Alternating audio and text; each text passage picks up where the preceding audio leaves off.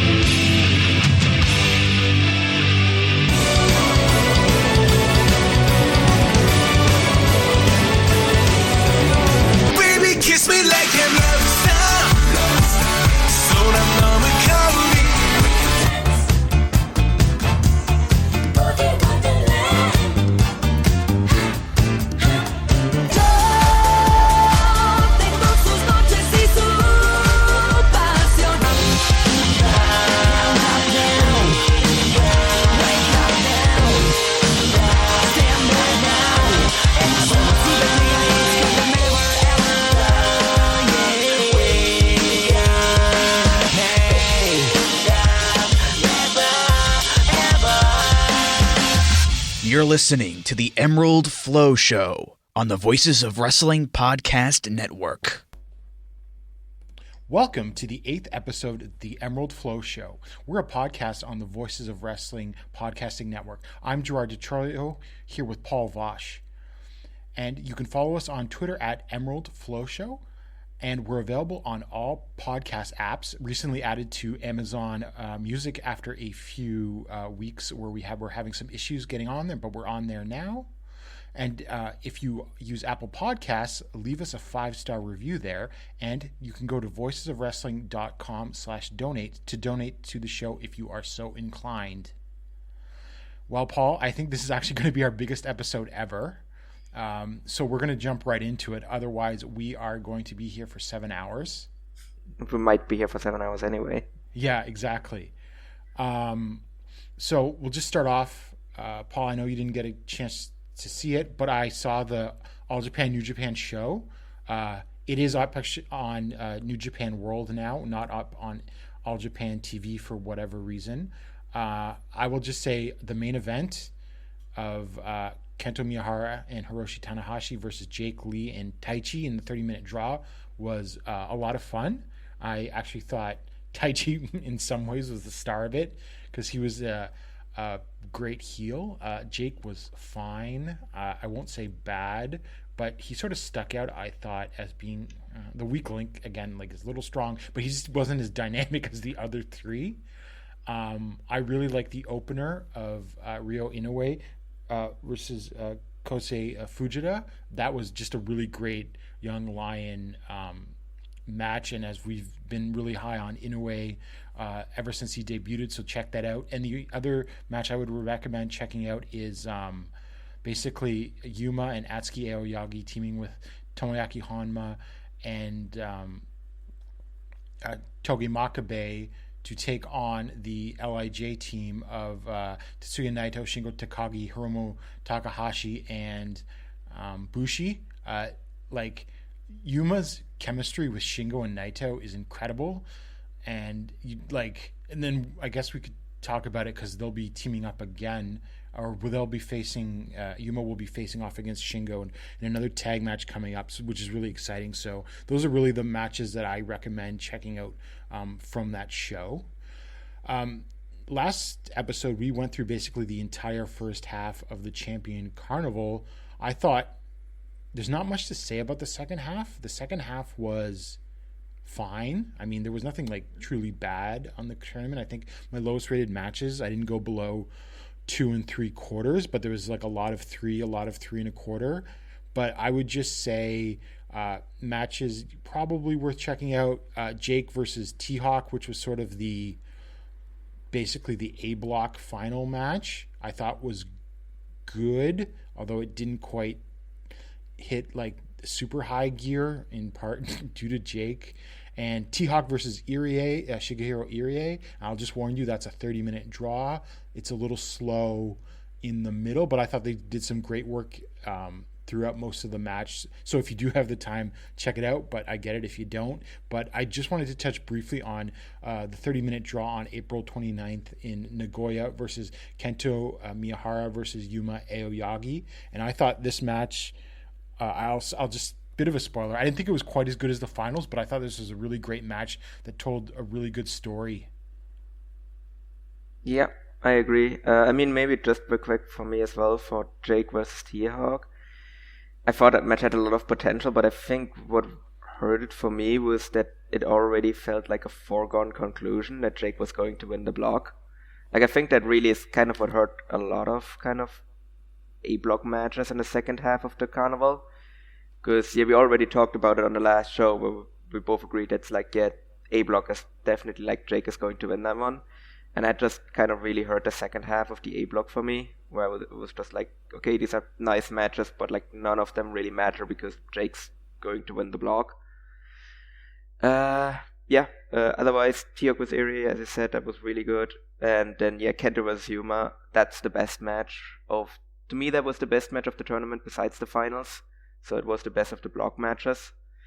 I think they built that one really well, but they also, I think, what was crucial for that match is that they saved some stuff as well, because obviously they're gonna come back to Kento versus Yuma later. Like, obviously they're gonna go back to it now that Yuma won the final, and they also still saved that win for Yuma over Kento as well. So I think that was really notable rather as well, that Yuma did not beat Kento, and rather that it was just a draw. So we're moving on from Kento versus Yuma until the finals show itself. We'll just go quickly through the undercard here. First match was Tajiri and Kuma Arashi defeating Takao Mori and Ryo Inoue in 6 minutes and 34 seconds. When Arashi pinned Inoue with a flying crossbody. I didn't think there was much to this match other than Inoue trying to go up against Arashi was actually the highlight of the match, and I thought he did really well there, going against a much larger opponent. Yeah, really for me, it was mostly about kind of just looking at the continued development of Ryo Inoue, and yeah, he's coming along very nicely. So yeah, definitely another good sign from him. And a match after that was Hokuto Omori and Yusuke Kodama defeating Izanagi and Black Mensa-Re in 7 minutes and 51 seconds when Omori pinned Izanagi with the Muso Isen. A little disappointing. I thought this would be a little better. It was just kind of there. And Omori cheated to win, which he hadn't done in a while. So I don't know what that means for like his future development. Yeah, I mean, we haven't really gotten that many teases about the Total Eclipse split. No, obviously that might have just been on hold because of the Champion Carnival, and it might get picked up again now. I mean, given what happened later in the show, I'm kind of surprised that Kodama didn't get the pin in this match, but I mean, it's minor complaint overall. Yeah. And in the next match, Hikaru Sato defeated Rising Hayato in 7 minutes and 7 seconds with a modified ground cobra twist. I thought this was a lot of fun and really good. I think ever since Hayato's disappointing junior title match in January against Sugi, where he blew some spots, he's actually been working a lot harder and I think trying to get back in the good graces of management to give him another shot. And I thought this was great. Yeah, that's really what this felt like as well. And I do think it is a bit of a showing of faith as well that they actually gave him a singles match here. Obviously they didn't give him a title match right away, but I think it was kind of a nice showing by the booking team as well to give him a singles match on the Championship Carnival final show, which generally tends to be one of the bigger shows of the year for All Japan. And I think he accommodated himself nicely here. He did well. Sato looked great as always. So, yeah, a good, fun, kind of sprinty match. And great finish, too, when Hayato went for a Swanton bomb, and then when he, like, hit on the impact, Sato just caught him and, like, moved into, like, a submission hold. And then after that, Ryuki Honda defeated Yoshitatsu in 4 minutes and 52 seconds when he used a cutback cradle when Yoshitatsu went for the Yoshitatsu Fantasy. I thought this was everything that it should have been. I mean, you can say that Honda should have beaten maybe Yoshitatsu definitively, but whatever. I mean, I think it's still, after getting 0 points in the tournament, this is still like a sign that they've got plans for Honda. Yep. I think anytime you enter the Tatsuverse, you're kind of lucky if you get out with a win.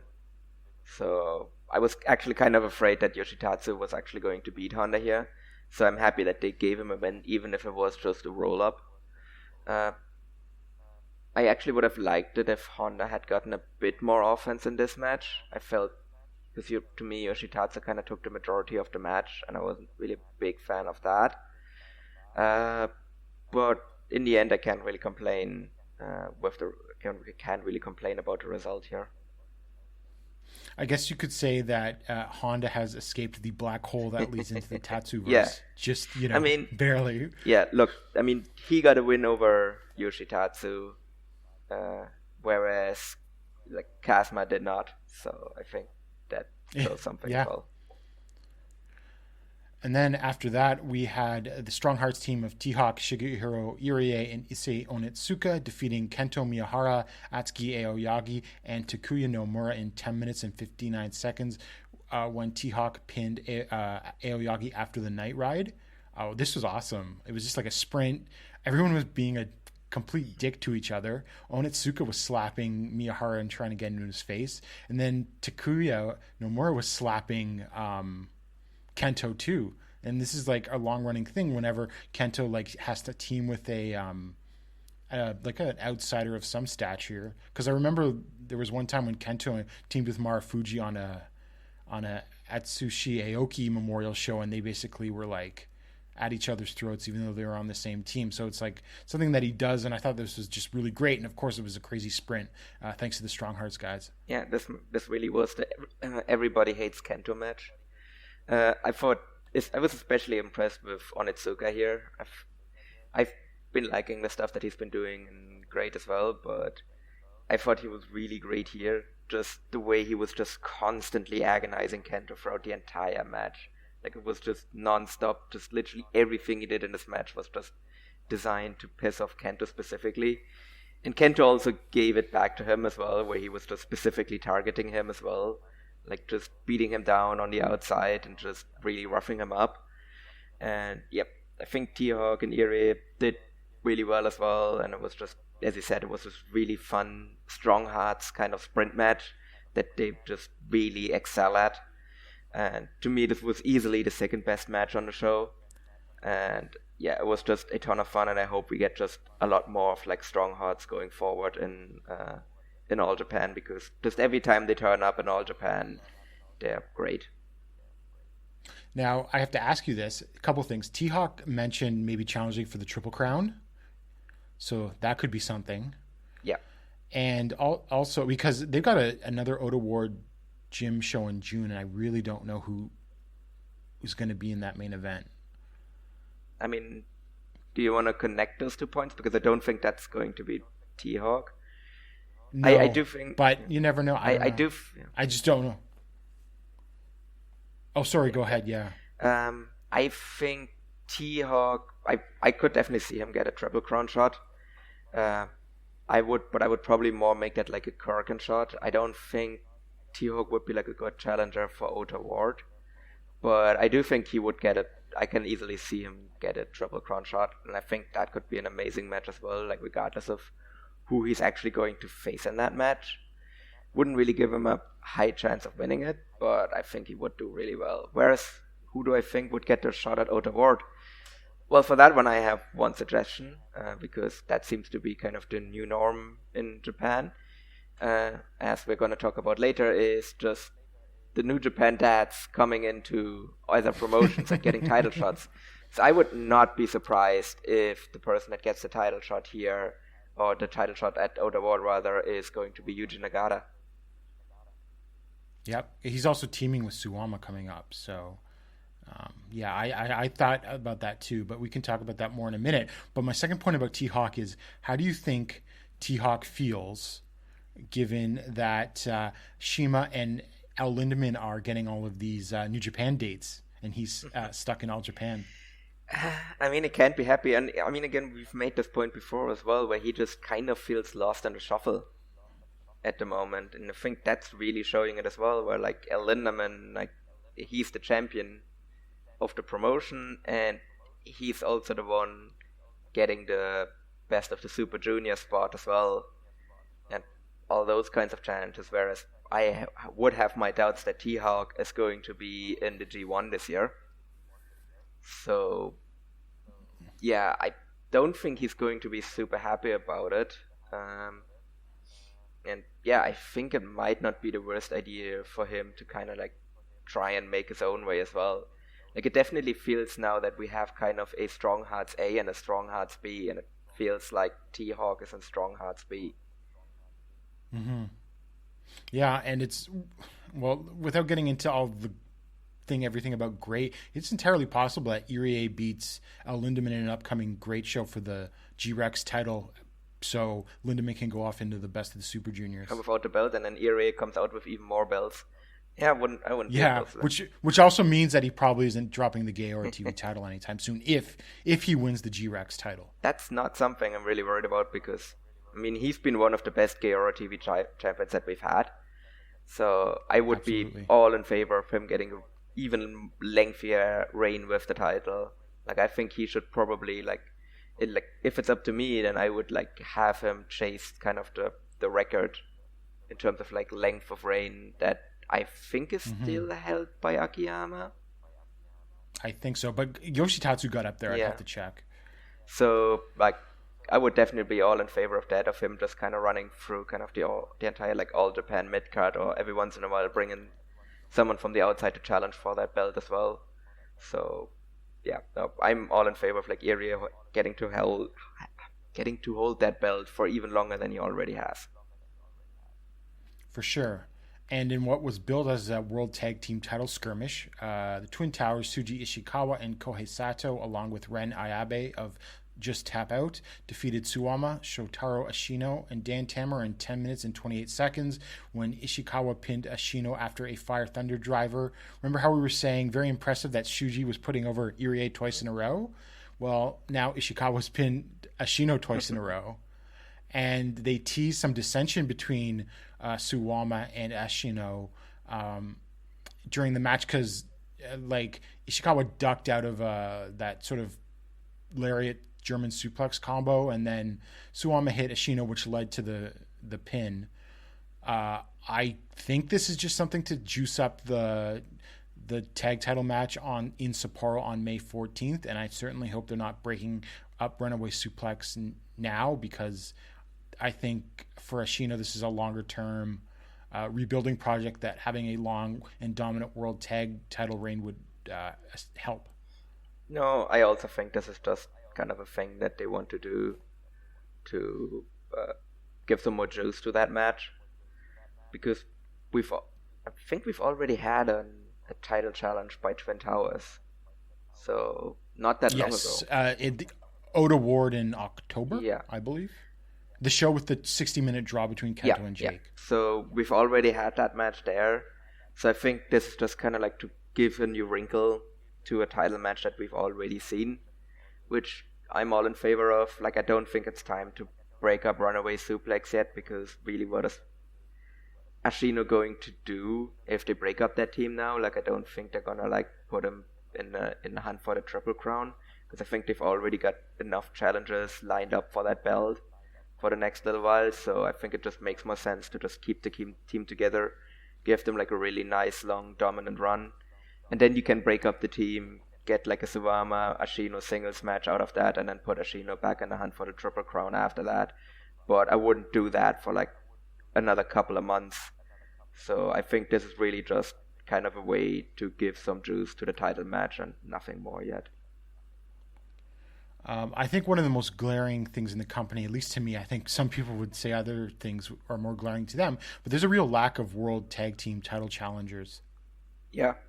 I think they really would benefit from kind of putting together a couple more teams as well. Because I think there's just a bunch of people on the roster that don't really do all that much, and I think it would be good to like just put them together.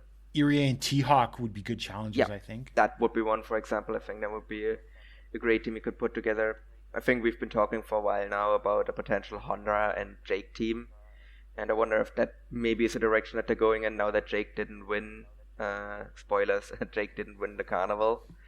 So I think that might be something. I mean, I could also maybe see them put Yoshitatsu with someone and have him challenge for the belt. I think that was still the best stuff that he's done in All Japan was his team with Kento.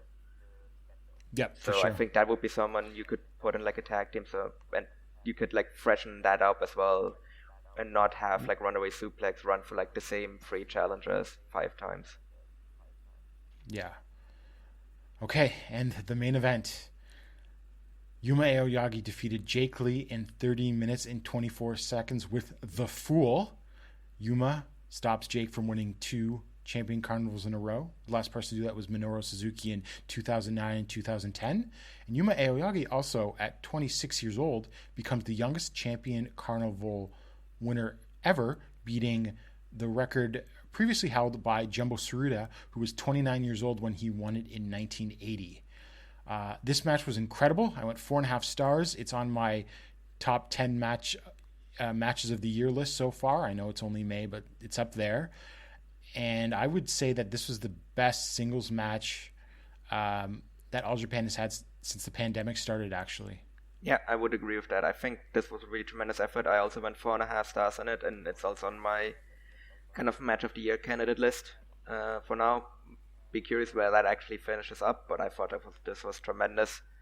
As I said, this is the best match that All Japan has had since the pandemic really kind of took hold in Japan, and it's gonna take a lot kind of to have a better match in All Japan this year.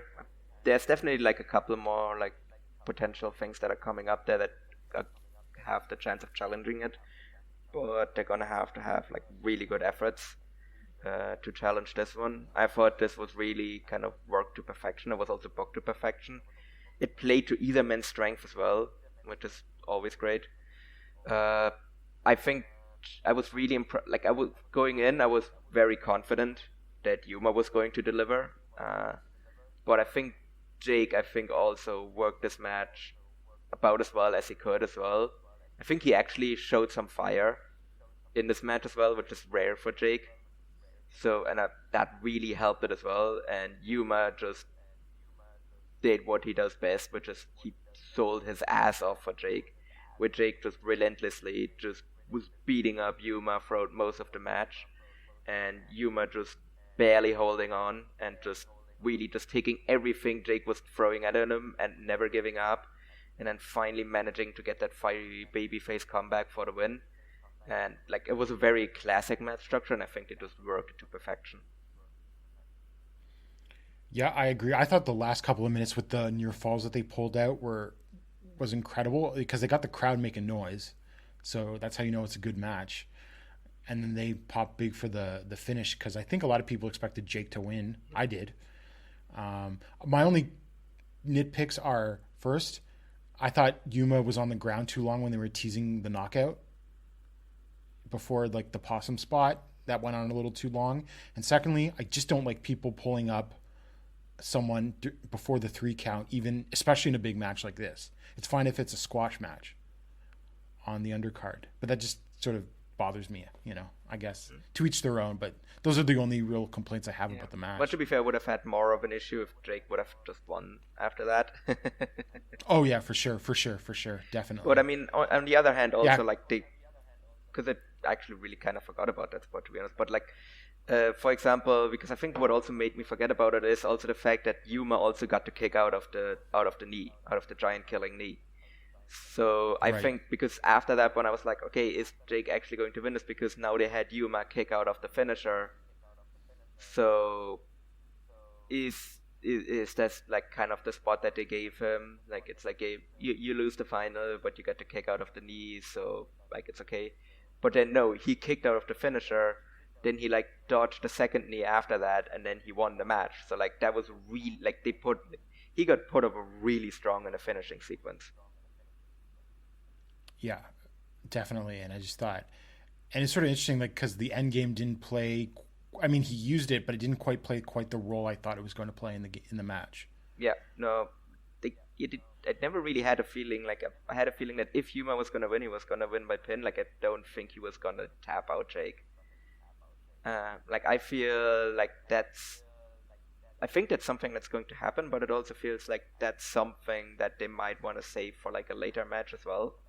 Because now he's gotten the pin over it, but he hasn't gotten the tap out win over him yet, and I think that's like a nice way. Like that's something I really like about kind of the arsenal that Yuma has, where like he just has multiple ways where he can finish off people. And I think it's always great if you have that, because then you can have like one finish for like your first win, and then you can save kind of the other finish kind of for like another big match as well. I think that's something really, really cool. And yeah, it's probably one of my favorite things about Yuma right now. And after the match, Kento got in the ring because he was on commentary. Did you see it because he was wearing his like track jacket when he was on commentary, but he was still in his ring gear because he had just finished the match. And then when he gets in the ring, he takes off the jacket. He's wearing the Triple Crown. I just thought that was a nice touch.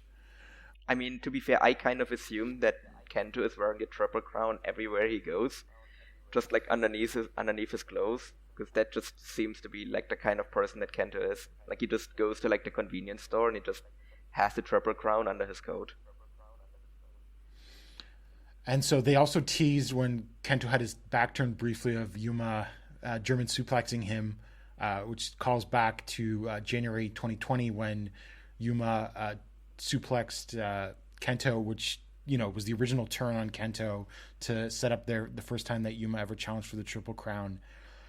So they're going to have a match in Sapporo on May 15th for the Triple Crown. And I think Kento's retaining. I think so as well, but I'm not 100%. Like, I think it's the most likely thing that Kento retains here, and then Yuma, like, he will win the Triple Crown eventually, but I don't think he's going to win it in Sapporo. Like, I feel like they're saving that one for a bigger spot. Could they go 60? No, because they just went to a draw, and Yuma just won the Champion Carnival. Like, I think that's already a great achievement for him. As you said, like, he's the youngest person ever to win the Champion Carnival. So I think it's fine for Kento to just beat him. Like, if it's a more competitive match than the last match, and Yuma gets some really good like near falls out of it and everything, like I think that's already good enough, and then Kento can just win the match normally.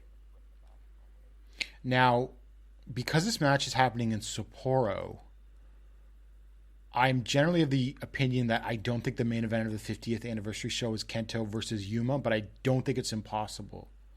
But I'm leaning against that. That's what it's going to be. Now. Yeah, I mean, now I would agree. Like previously, I definitely thought it was going to be Yuma. Now that is a bit of a quick turnaround to have Yuma challenge again, and if they have the Royal Road tournament for him to win both the Royal Road and the Champion Carnival in the same year, I don't think anyone's ever done that. But that then leaves up the question: who is actually going to be the challenger for that show? They're not going to just do something stupid and have Suwama. They might. I mean, it might also just be Jake Lee. Yeah, I thought about that too, but those are just... They better have an incredible undercard, or because it's going to be 3,000 people. Oh, it's going to be Yuji Nagata. Yeah, that's possible. Okay, actually, I mean, do we quickly want to touch on Nagata now, or do we want to do that later? Sure. So, because what I'm wondering about, and this is purely based on what just happened with Kojima and Noah, like, given that Nagata has kind of given this interview and said that he wants to, like, get a Triple Crown shot, which I would assume is going to lead to him, like, either getting, like, we already know that he's going to work in All Japan. Like, do we think that this might be a situation that might be similar to the Kojima situation, or is this kind of more of a one-off situation, or could this be like a soft jump of Nagata to All Japan as well, where New Japan is just clearing out the dads to like make room on the card, and they're just kind of going to other promotions that might take them? The reason why not with Nagata, I could see Kojima being a soft jump eventually in the new year, especially. But there's a difference because Cyberfight can afford Kojima, and also Nagata is like the dojo guy in Japan, unless they're bringing Shibata in to do that. So I think he's just too valuable backstage in a way that Kojima isn't. Yeah, no, fair enough. I actually forgot about the fact that Nagata's running the dojo, whereas Kojima. And all those young guys were their trainer, yeah. right? Like he's got like a whole shitload of students in that wrestling there now. So that's why I don't think it's a clear out. And I mean, I don't know, because it's interesting when that happens, because they basically made Nakanishi retire, as far as I understand. That wasn't necessarily his choice 100%, even though he was in horrible shape, but still. And I expect them to force out Tenzan sooner rather than later too. Yeah, no, I mean, definitely. But again, that's why I'm wondering if kind of Nagata, I mean, it might be that he's retaining Nagata's his role is dojo different. position, but is just going to work more like stuff kind of outside of New Japan. And I mean, if he does that, then hopefully, I hope he works more kind of shots in All Japan, because I think he would be a good addition to the roster as well. Right, but then why doesn't he go with his best friend June and works in to DDT? Nagata and DDT? Yeah. Well, I mean, maybe, I don't know. Maybe he just wants to face Kento. I mean, it might also just be him. Right? Yeah, him just as you said, he wants to get a Triple Crown shot, and maybe he just kind of bounces around a bunch of other promotions, similarly to someone like Minoru Suzuki is as well, who is technically still a New Japan regular, but also just does a bunch of stuff outside as well. Right. And so, I mean, we have those Sapporo shows coming up. The announced cards so far, the first night is the All Asia Tag Match, Hokuto Omura and Yusuke Kodama versus Tomoya and Noriyuki Yoshida. They're both local Sapporo indie wrestlers. Then the World Tag Title match, Suwama and Satoru Ashino versus Shuji Ishikawa and Kohei Sato. And also Bruce Issei, if you remember him, he was a trainee in 2004-2005. He was a lot of hype because he's a large guy, but he suffered a shoulder injury and retired after, 6 months or 9 months, or less than a year anyway. And he's resurfaced recently on, I believe, a Just Tap Out shows. So he's going to be a 3-way match with Izanagi and Black Menso Ray. And on May 15th, Brudesse is working that show again. We got the junior title match, Hikaru Sato versus Yusuke Kodama. It's interesting that Kodama has a title match on both days. They don't necessarily always do that. The last time I can think of was the time that Aoyagi did that in 2021 with the World Tag title and then facing Suwama the next day. Then, of course, the main event of Kento Miyahara versus Yuma Aoyagi. Oh, I forgot to mention Jake sitting in the corner when Yuma was talking to him after the match. He looked like he was really sad. Not like I'm a heel that just lost, but I'm a sad boy. So do you think we're going to get a Jake face turn or something, or is this just... I don't know, but I would assume it's going to happen by the Oda Ward show in June. We probably know. I mean, in theory, you could turn someone in their hometown. Oh, that's very true too. But I don't really expect it to happen, but definitely is curious to see what I actually think about these Sapporo shows. Do you think we're going to see any title changes? Because I'm just looking at them and I'm no, that I don't think we're going to see any title changes on either of these shows. The only title change I could possibly see is the junior title, just because they changed the junior title all the time. I could see that one happening. And also just the way Hikaru Sato reacted as well when Kodama came out to challenge him. Because he just seemed to be completely just afraid of him, which was kind of curious. I'm not really sure why he's so afraid of Yusuke Kodama, but I mean, more power to you. I could see that happening. I mean, I'm not opposed to a Kodama title reign, but the other ones, I can't really see that happening. Especially that All Asia title match, just that one just really feels like a foregone conclusion, and that might be the only one where I'm Kodama isn't winning, because I don't think because they very rarely make like a dual champion of like have like the same guy be like the All Asia tag title champ as well as the junior champ. Right. So, well, the only way I could see it working is if they use that as a catalyst for Kodama and Omori to sort of like have tension between each other, because then, you know, when Omori want the junior title for himself type thing, and then they can just have, well, they're not going to drop the All Asia titles to a couple of indie guys from Sapporo or Hokkaido, but they could the month after that, right? And I could see sort of like, you know, they lose the All Asia tag titles in June, and then Omori gets pissed and challenges for the title. Yeah, I could potentially see that. That actually would be a lot of fun. Good, but yeah, otherwise, don't really foresee anything major happening. Like with Brute Issei, I'm really curious to see what he looks like now. I would assume that this is just like because he's from Hokkaido, that's why he's working these shows. I don't think he's gonna be like returning regularly. But I am very curious to see like what he looks like now, especially since he's like in the first match, he's in there with like two juniors. Well, is Black Monster a junior? Well, yeah, he is. Yeah. So like, because he's just going to be that much bigger than those two, and I think I'm fairly certain he's probably going to get the win in that match as well. Yeah. And then one thing that was announced for the June 12th Korakuen Hall show is a 6-man tournament, and the teams are Hikaru Sato, Dan Tamura, and Ryo Inoue, Takao Omori, Arata from Just Tap Out, and ATM, who he's not listed as an X, so I think he's someone under a mask. I don't know how that will go because Devil Murasaki didn't go so well last time, although at least he's disappeared. And then we have a Strong Hearts team of T-Hawk, Shigehiro Irie, and Issei Onitsuka, and Takuya Nomura, Fuminori Abe, and Kosuke Sato. Yeah, I think there's some decent teams in there. I think it should at least be like a nice mix-up as well. I think it's a nice way of like kind of juicing up the cards as well. So at the very least, like it's something fun to do for like the next little while. So don't really have any problems with that. Yeah, for ATM, yeah, I'm curious what that's going to be. I hope it isn't just like a guy dressed up as a gigantic ATM. But I also can't rule it out because it's Japan. Yeah, exactly. I don't know. We'll see. But there could be some potential for good matches.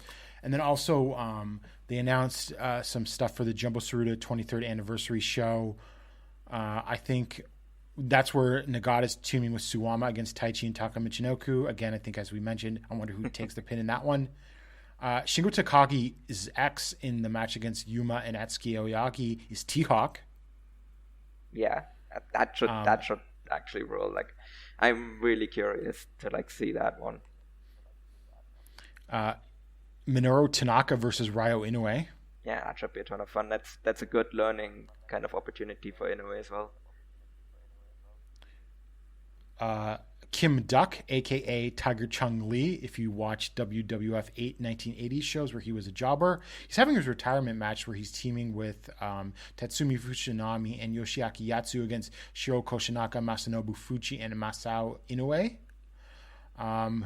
There's a street fight tornado bunkhouse hardcore match that just sounds grimy and God knows what it'll be. It's Great Kojika, Atsushi Onita, Raijin Yaguchi, Yuko Miyamoto, and Asami Kodaka versus Hikaru Sato, Mitsuya Nagai, Yoshitatsu, Akira Raijin, and X. It's also that one I'm really, because it looks super grimy, but out of everything on the card, that one is the one that is billed as the Jumbo Tsuruta 23rd Anniversary Memorial Special like match. Yeah.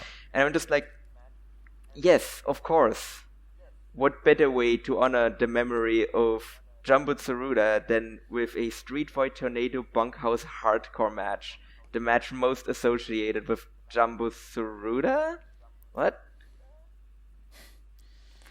I don't know. All I'll say is I don't know, Paul, if you saw the WrestleCon Super Show on WrestleMania weekend. No. Okay, so there was did you hear about that 10-man tag with Onita? So I can assure you that this match will at least be better than Okay. that sounds like damning with faint praise.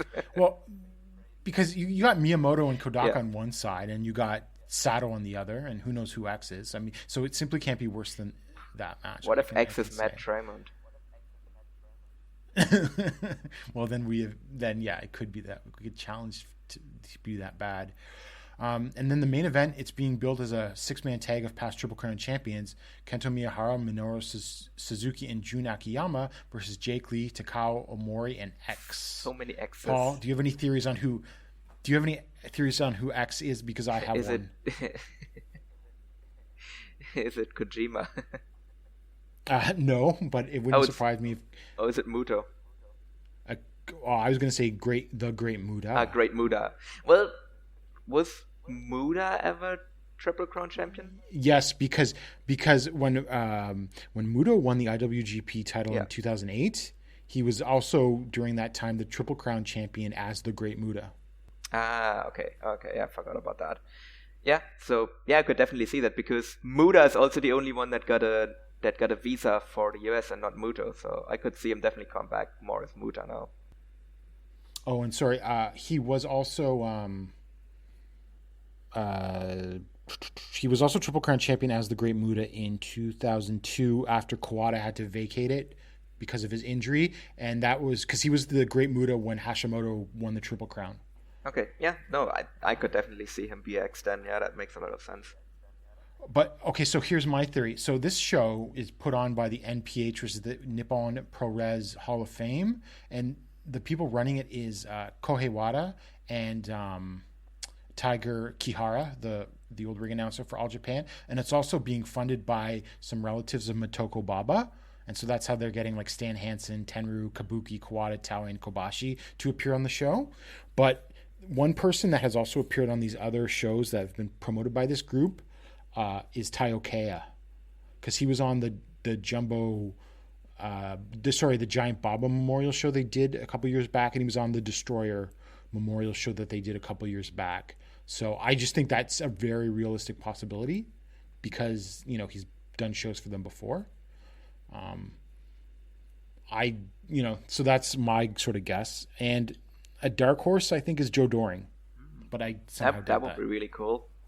Yeah, I also have my doubts about that, because I'm not sure if Doring is really still up for like flying to Japan just to appear on this like one show. So I have my doubts about that. And again, like Muta, I think makes a ton of sense to make like a surprise appearance, since Muta is like just returning from injury, like a little before this as well. It's just interesting that there's no other Noah guys, and the only cyberfight person is Akiyama, I think, right? Yes. Yeah. Just looking over the card real quick. Yeah, he's the only one. Yeah. Yeah. So that's why I was like a little like, well, is it going to be Muto? So anyway, it's a real X, I suppose. I guess in closing, I will just say I think the 986 attendance was really good, all things considered. I mean, All Japan outdrew DDT's show at the Yokohama Budokan, which only got like 8 something. They only sold like 100 tickets more than Freedom's did. So yeah, in the same building. And Freedom's didn't get that well either. I don't know. I just think there's a little bit of doom and gloom on All Japan. Now, I don't want to go into this like some of these Noah diehards mode or anything like that, but I think the All Japan attendance in Tokyo is not, well, there's weaknesses I could go on about the company, but I think it's more about the weaknesses of Tokyo and all smaller promotions than specifically All Japan, because generally when called upon, they actually still manage to draw decent houses. Thanks to Kento, which is a problem of its own of the structure of the company for sure. But like some of those Korakuen attendances during the Champion Carnival were not great, and some of their lowest. But I mean, they would run the Korakuen Hall like 3 times during the carnivals in 2008 and 2019, and all of those non-finals Korakuens that they ran during the Champion Carnival would draw like 900 or 800 people. So I don't know. I just thought that was, an interesting thing, that All Japan's crisis is, I think, more so the crisis of Japanese wrestling in Tokyo, because Noah's stuff has not been great either, especially in Korakuen Hall. And I guess on the last things that's sort of connected to All Japan, Naoya Nomura has popped up in Ganbare Pro. He appeared on their Korakuen Hall show, and he's teaming with Mizuki Watase, who formerly of Junretsu. So obviously there's the Jun connection, and I'm sort of interested about why Ganbare of all places. Now originally I was like, Nomura go to Noah. I'm okay with that right now, actually. But do you think that this is a test to see if Nomura's health can hold up? I would guess so. I mean, he's been wrestling now for like a couple of months and don't really see any kind of... I haven't really heard anything about like him holding back noticeably or anything like that, which is obviously hard to estimate since he's working like such low-level shows. Well, how many capture shows has he even worked? Because I don't even think they're on Cage Match. That also makes it hard to like really gauge it as well. I could maybe see this be like a trial run for him to go into like DDT, I guess, because Noah maybe, but if anything, Ganbare is more associated with DDT than Noah. Like that, they're cyber fight adjacent. Like they used to be just an offshoot promotion of DDT, but they did kind of become independent. Like they're not actually part of cyber fight. Like not. I thought no. I think you're thinking. Oh of yeah, sorry. Yeah, I am actually. No, so in this case, Ganbare is more like it is kind of a cyber fight promotion, and it is weird that he kind of turns up on the lowest of them. But I mean, if he can hold up and everything, like he has to like kind of move up to like one of the like two big proper cyber fight promotions, because can't just have him work just in Ganbare. Well, I don't want to offend any Ganbare fans because I know they're a dedicated bunch and it is a fun promotion, but it just, Naoya Nomura could be a main eventer in a bigger promotion is all like I'm saying. He could with all due respect, like Ganbare would fans. be a main eventer in either, like he could be a main eventer in either DDT or Noah. Well, he's not going to be a main eventer in Noah anytime soon. I can tell you that. I mean, we don't know about a shoot. Like maybe that's why he went to Catcher to get his shoot credentials, so that the shooters respect him. So then I could see him go to Noah. That's very true. I never thought of that. Actually, that's funny. Yeah. Okay, so I think. Did you have any sort of closing thoughts about the carnival in general? I think this was a really good carnival overall. Yeah, I mean, wasn't really super impressed with the second half of it, but I think they kind of nailed the ending of it, which is always important because that's really what people are going to remember. I think it was a success overall. Attendance-wise, could have been better, but you've kind of touched on it already. I think normally would you have to be worried if the final draws less than 1,000 people in Korakuen? Yes, but also given the way, like if you just look at attendances for midweek Korakuens for any promotions, then actually 983 is actually a really good number, even if it is. Yeah, they're stronger. They're stronger than most, except for like Noah when they go into like Sumo Halls we'll talk about. So I think this was a decent number, and I think it's definitely something they can build on from here. And I think they made the right decision on giving it to Yuma. I think this really establishes Yuma now properly. Like everyone knew that he was going to be a main eventer, but I think now it's just kind of a sure thing that he is going to be one. He's going to massively benefit from this win. Would have been a nice thing for Jake to win it back to back, but I think it is a better idea to give Yuma that win now. Maybe not have him win the Triple Crown right away, but just show fans that like, hey, this guy is going to be a guy. He's going to be a future Triple Crown champion, and to have fans get even more behind him now. So I think overall this was a success for All Japan, and they established some stuff that they can build on for the future. Yeah, I agree more or less. It was a good tournament. There was nothing truly bad, just maybe average. It was the sort of the floor of the tournament. And, they're playing with small, like, I think they had, 18 wrestlers in 2019. So it's just smaller blocks. They can't bring in as many people. So you just get, I'm happy with the 3-star average, really, and as long as you pull off a strong final. So before we get into pro wrestling Noah, we just have a word from our sponsor, HelloFresh. So what is HelloFresh? Well, with HelloFresh, you get farm-fresh, pre-portioned ingredients and seasonal recipes delivered right to your doorstep. Skip trips to the grocery store and count on HelloFresh to make home cooking easy, fun, and affordable. That's why it's America's #1 meal kit. HelloFresh has fit and wholesome recipes for satisfying and nutritious meals that you can feel good about, with 6 recipes per week to choose from, including low-calorie and carb-conscious choices. You can customize your favorite dishes with their new Hello Custom offerings by swapping out one protein or side for another, upgrading to a more luxe experience, or even adding protein to a veggie meal. That means more choices, more variety, and more meals truly tailored to you. I'm not a super picky eater, but sometimes I do like to mix things up, and that's really handy to have.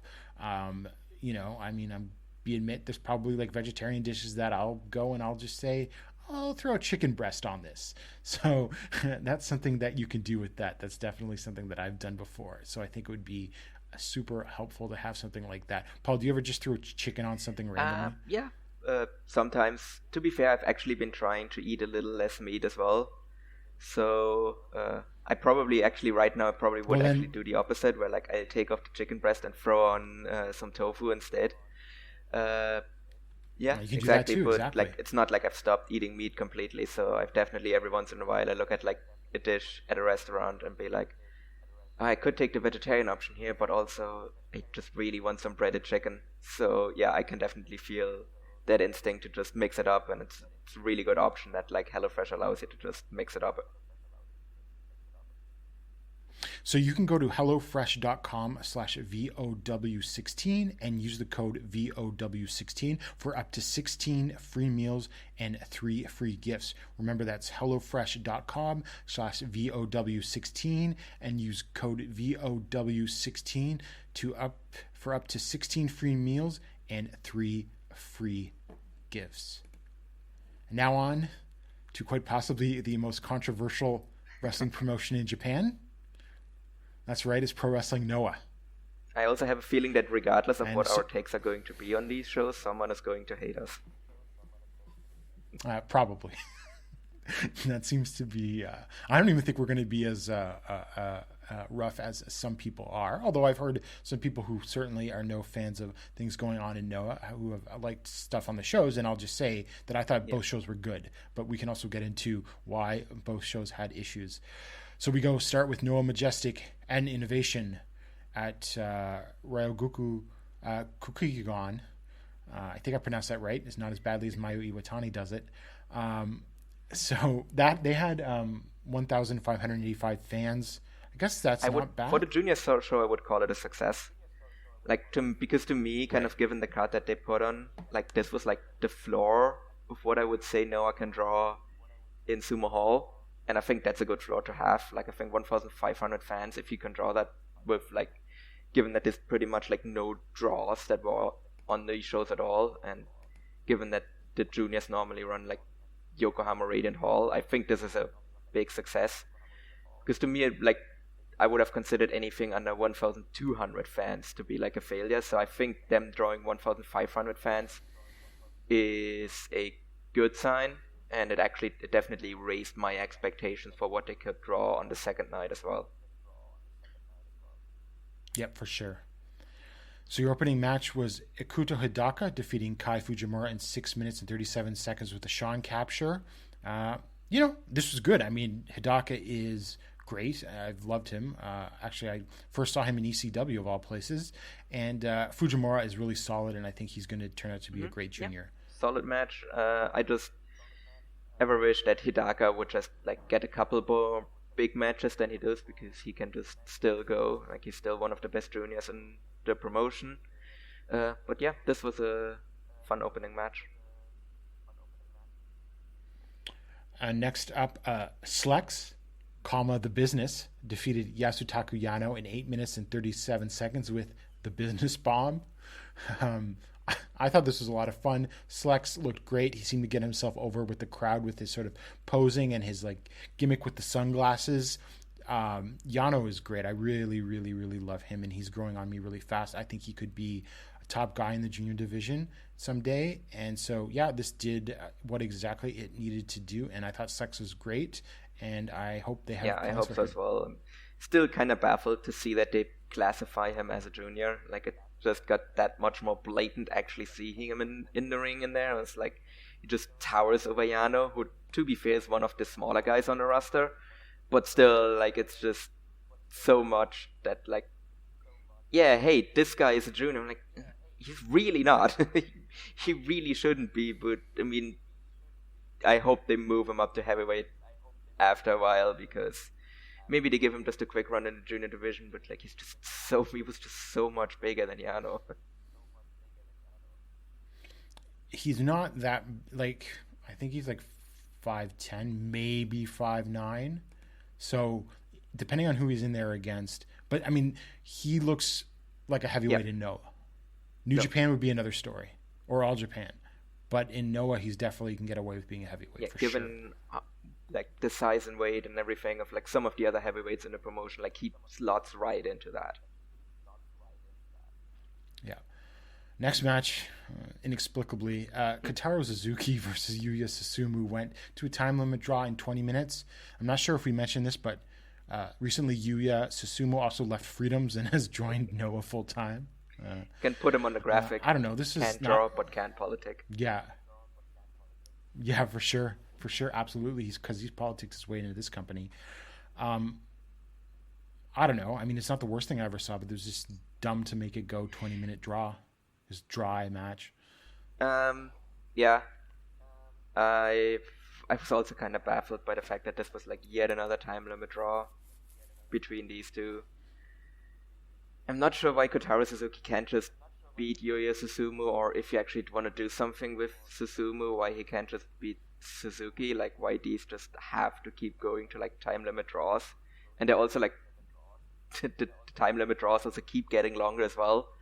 Like if this keeps going, like are we gonna eventually get like a 60-minute draw between these two?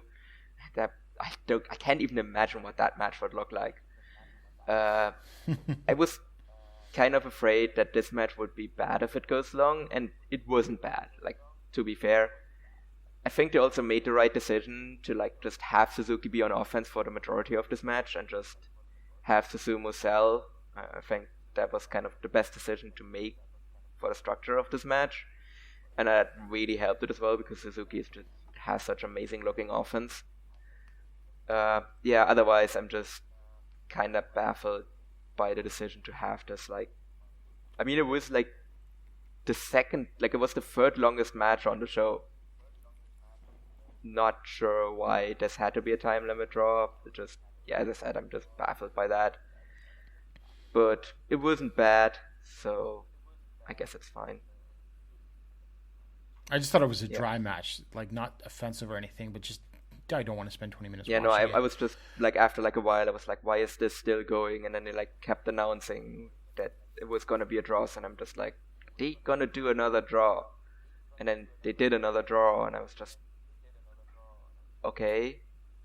Let's just move on to the next match, was like my thought when this match finished. I was just like kind of baffled. So the next match, a six-man team from Paris del Mal de Japón, Nosawa Tejano Jr., who is even bigger than Slex is, and Super Crazy defeated Kongo Tadasuke Hajime Ohara and Shuji Kondo. I don't know if this is going to be a full-time thing, but actually I think Kondo actually fits in quite well into Kongo when Tejano Jr. pinned Tadasuke with the Road to Texas, or Tejas maybe it's pronounced. Yeah, I mean, I thought this was fine, and it was just a highlight for Tejano Jr., and I thought it went well. Yeah, as I said, it's even more blatant that Tejano isn't a junior, or at least not in Noah. I think he's just, like, he just towers over people. He's just also, like, that much wider than anyone else in the division as well. Where I think it was even more blatant on the next show when they did the big kind of multi-man tag with him there as well. And then in the post-match, when he was like coming up to the champions to kind of challenge for the junior tag belts, where he's just like towers over the champions as well. And yeah, but look, I mean, they want to have him be a junior, pretend that he's a junior, sure, fine. And I think he is actually like a nice addition because he can just like overpower everyone very easily in a division. I think that adds like a nice dimension to it as well. Because I would say previously kind of the biggest guy in a division, or not the biggest guy, but like the most like power guy in the division was Tadasuke. So I think it's kind of nice to like now have someone like Tejano in there who can even throw him around. So yeah, I guess it adds a nice little bit of variety, even if it is just kind of weird to have him be classified as a junior. When I don't think he's ever been classified as a junior in any other promotion that he's been in. Well, I mean, it's not like, yeah, for sure. Like, he was very clearly a heavyweight when he was in, like, he's always been a heavyweight in AAA and at CMLL as well. And I don't think, like, yeah, he was also a heavyweight when he was in Lucha Underground as well. So it's just weird that Noah's just like bring him in and be like, yeah, this guy's a junior, and he just stands there, and it's like, are you sure about that? And I was actually sort of surprised he's pinned Tadasuke because Ohara seems to often be the fall guy and Tadasuke somewhat protected, but I don't know if there's anything to read into that. I would say, like, I think it was just more like to establish him properly because, yeah, as I said, like, Ohara is just the fall guy for the Congo Juniors. So I don't think Tejano really gets anything out of pinning Ohara, whereas that's a bit of a bigger statement that he actually pins Tadasuke. The next match after that was called the Loser Ring Name Stripping Match. How defeated Neo / now Hiroki / High 69 in 16 minutes and 3 seconds with the Tatsumaki. And Hiroki, or Neo, also lost his hair as a result. This was good. I don't think it quite got it as good as the match they had a month or two back that I felt was a lot heated. But, you know, I thought it was a satisfying conclusion to their storyline. Yeah, definitely. I also agree that it wasn't as good as the match they had at the beginning of the year, the time limit draw. That just felt a lot more heated than this did. Like, it still was a really, really good match, but it never got to that next year that I really felt it needed. Still was the right decision though. Was a good finish to the story, as you said. But I feel like in the post match they really should have not gotten cheap on this on the haircutting machine that they got him, because that just didn't work at all. Like how just didn't manage to get any hair off of High 69, like so much so that he got like fed up High 69 and he just left the ring. I was just like, yeah, sure, you cut off like a few strands of my hair, that has to be good enough for now, because otherwise we're just going to be here for like 15 more minutes. So, or maybe they should have just given him some clippers so that he can like at least cut off the ponytail or something like that.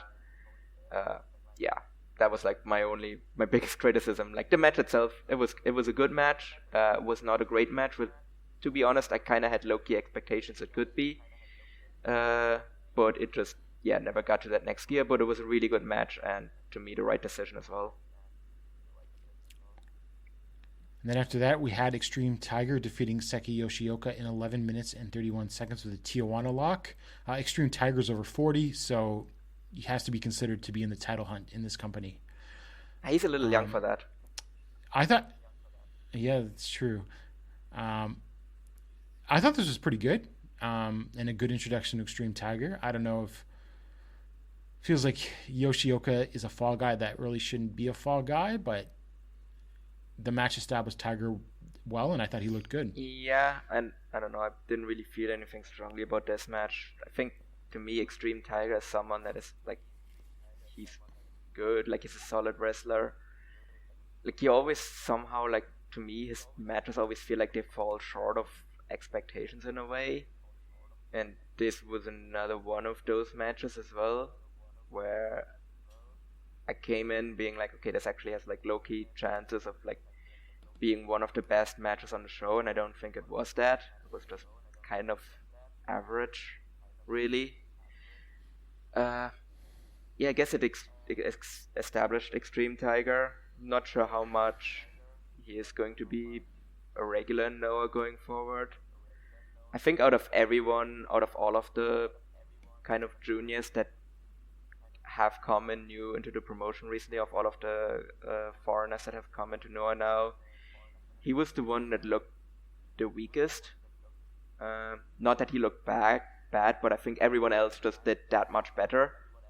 So I think that kind of made it a little bit disappointing as well. I mean, he obviously probably will have more chance to really show what he can do, but this was just kind of okay. It was just average. It was just there. And I think after this point, the show really picked up because then we had Noah versus Z-Brats. Shun Skywalker, SB Kento, and Hio defeated Daisuke Harada, Alejandro, and Junta Miyawaki in 25 minutes when Skywalker used the SSW on Miyawaki. This was awesome. Z-Brats were just incredible heels.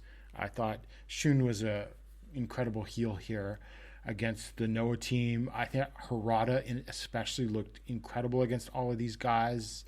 And, and Alejandro did the flying mostly for the Noah team. And I think a lot of people expected Miyawaki to take the fall here, or maybe Alejandro would. But yeah, just awesome. And the show picked up here, and just really great stuff. Yeah, I thought this was amazing as well. I think this got like the next 3 matches that was just a really great set of matches, and it just really kicked off nicely here. Obviously, the Dragon Gate guys are good at these kinds of freeway tag matches, because that just is kind of the Dragon Gate special, basically. I think they really excelled here as well. I'm happy that they got the win as well, because that means they're going to be regulars, or not regulars, but they're going to kind of keep working in Noah going forward. Yeah, they will be. That's a great sign. I think they're great additions to the division, especially those 3. Those are 3 of my favorites in Dragon Gate, so I'm happy to see them more Noah going forward. It's also a sign of this continuing relationship between Noah and Dragon Gate. It's actually Los Perros del Mal, so Eita, NOSAWA, and Kotaro Suzuki are going to challenge for the Triangle Gate Championship in Dragon Gate. So it's that the relationship is also carrying over into Dragon Gate itself now as well. So I think that really just shows that it's just getting stronger and stronger. I wonder actually if they win the Triangle Gate, if we might even get a defense of the Triangle Gate on a Noah show coming out of that. So that would be something really, really cool. So yeah, I'm all in favor of this match. I thought this was a really cool, really cool match, and it's a great sign kind of for the future of the division as well.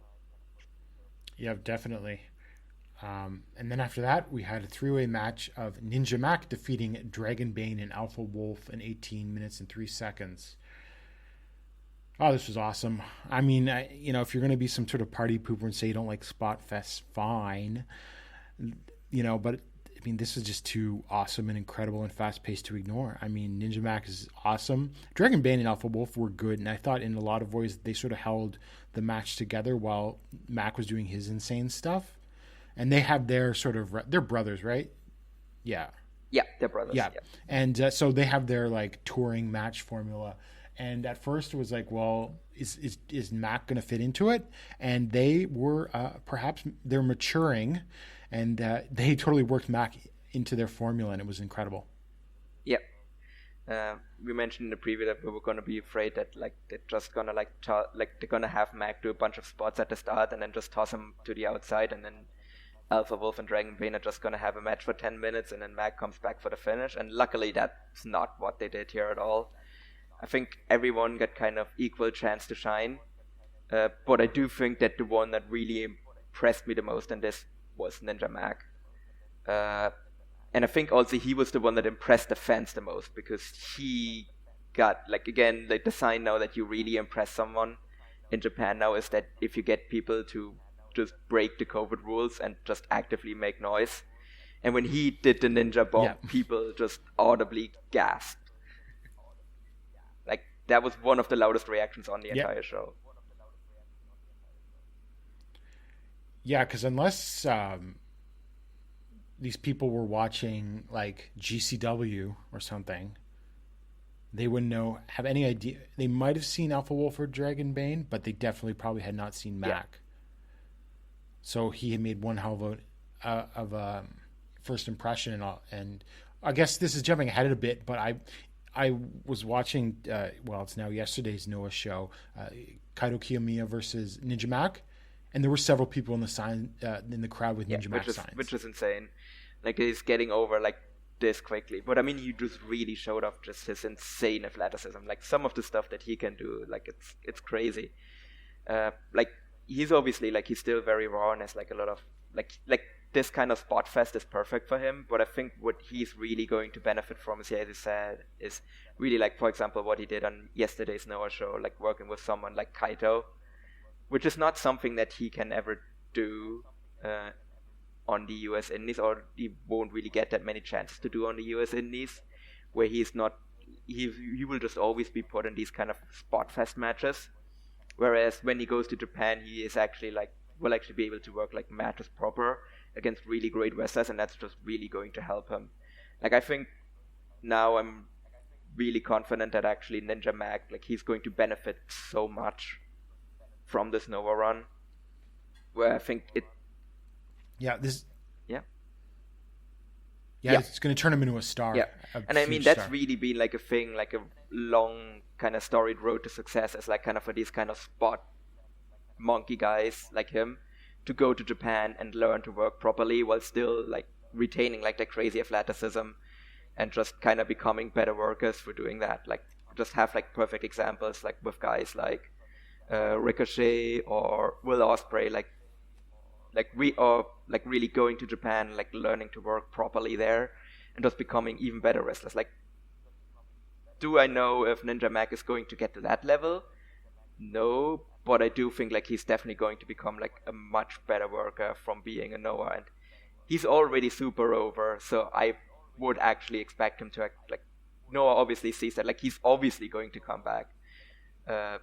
He's leaving either soon or in a week or two, and then but he said he'll be back in July, I believe. Yeah, and I could definitely see them even trying to turn that an even longer run now going forward. Where I don't know if they were ever planning to like have him have like a more long-term run, but I think they very clearly have to do that now. And I wouldn't even be surprised if he gets like a title shot like relative like this year as well. Or I would definitely guess he would get a junior title shot next year at the very latest. Oh, he's already talking about it, so I think it's coming sooner rather than later. So yeah, I'm definitely bullish now on the Ninja Mac run in Noah. Like, I think this has the potential to like be something really, really special. Yeah. And the next match for the GHC Junior Heavyweight Tag Team title, Yoshinari Ogawa and Chris Ridgway defeated Atsushi Katoge and Yohei in 33 minutes and 41 seconds with a stretch muffler from Ridgway on Katoge. Is that right? Because weren't they working over Yohei's leg the entire match? Yeah, no, I'm actually trying to think about the finish. No, but I do think it is actually Katoge that tapped out. Okay. Because this is the results that I pulled. But yeah, I mean, regardless of who the finish was performed on, I thought this match was my match of the night. It was incredible. I mean, I could see people saying it went too long. Okay. But I just loved Ogawa and Ridgway destroying Yohei's leg for the entire time. And then, they made like a comeback in the last third of the match, but it was just a clinic to me, and I didn't mind the length at all. My match of the night for sure. This was my match of the night as well. And it's something that I really loved about the show is kind of just this variety of styles that you got. Because you had this crazy spot fest in the previous match. You had kind of more like Power Junior stuff early on in the card, and you had like the technical wrestling clinic being put on here by Ogawa and Ridgway. So like you have like your Ogawa kind of just really showing off what he can do, and Ridgway like as well kind of being really like, I think Ogawa and Ridgway just look really, really great here. Like, they should just be on top of the division, or they should just hold these belts for like quite a while. Lengthwise, I mean, I could definitely see why people think this went long, but like, again, like, if you just like Ogawa grappling, this was really the match for you. And I think Katoge and Yohei were like great to face off here as well, because both of them are like, they're really good at like selling and being like kind of the underdog baby faces, whereas Ray and Ogawa were just really tearing both of them apart with all of their like different holds and everything, and just really working them over heavily.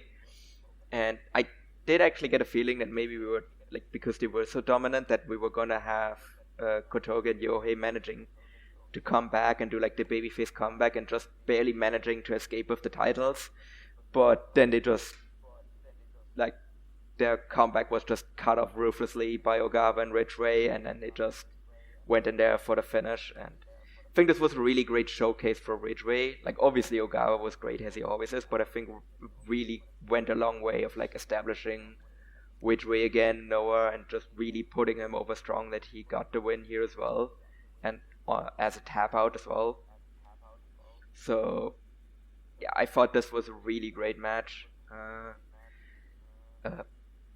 I would actually come close to maybe saying it was like the best match on either of those two shows, and it was really great way of like establishing the new junior tag title match, and it was definitely like the best junior tag title match that I've seen in like a while as well. Like, I thought Yohei and Kotoge had like a really good reign, but it just feels like Ogawa and Rich Ray, like that's a team right up my alley, and really looking forward to what they're gonna do during a title reign.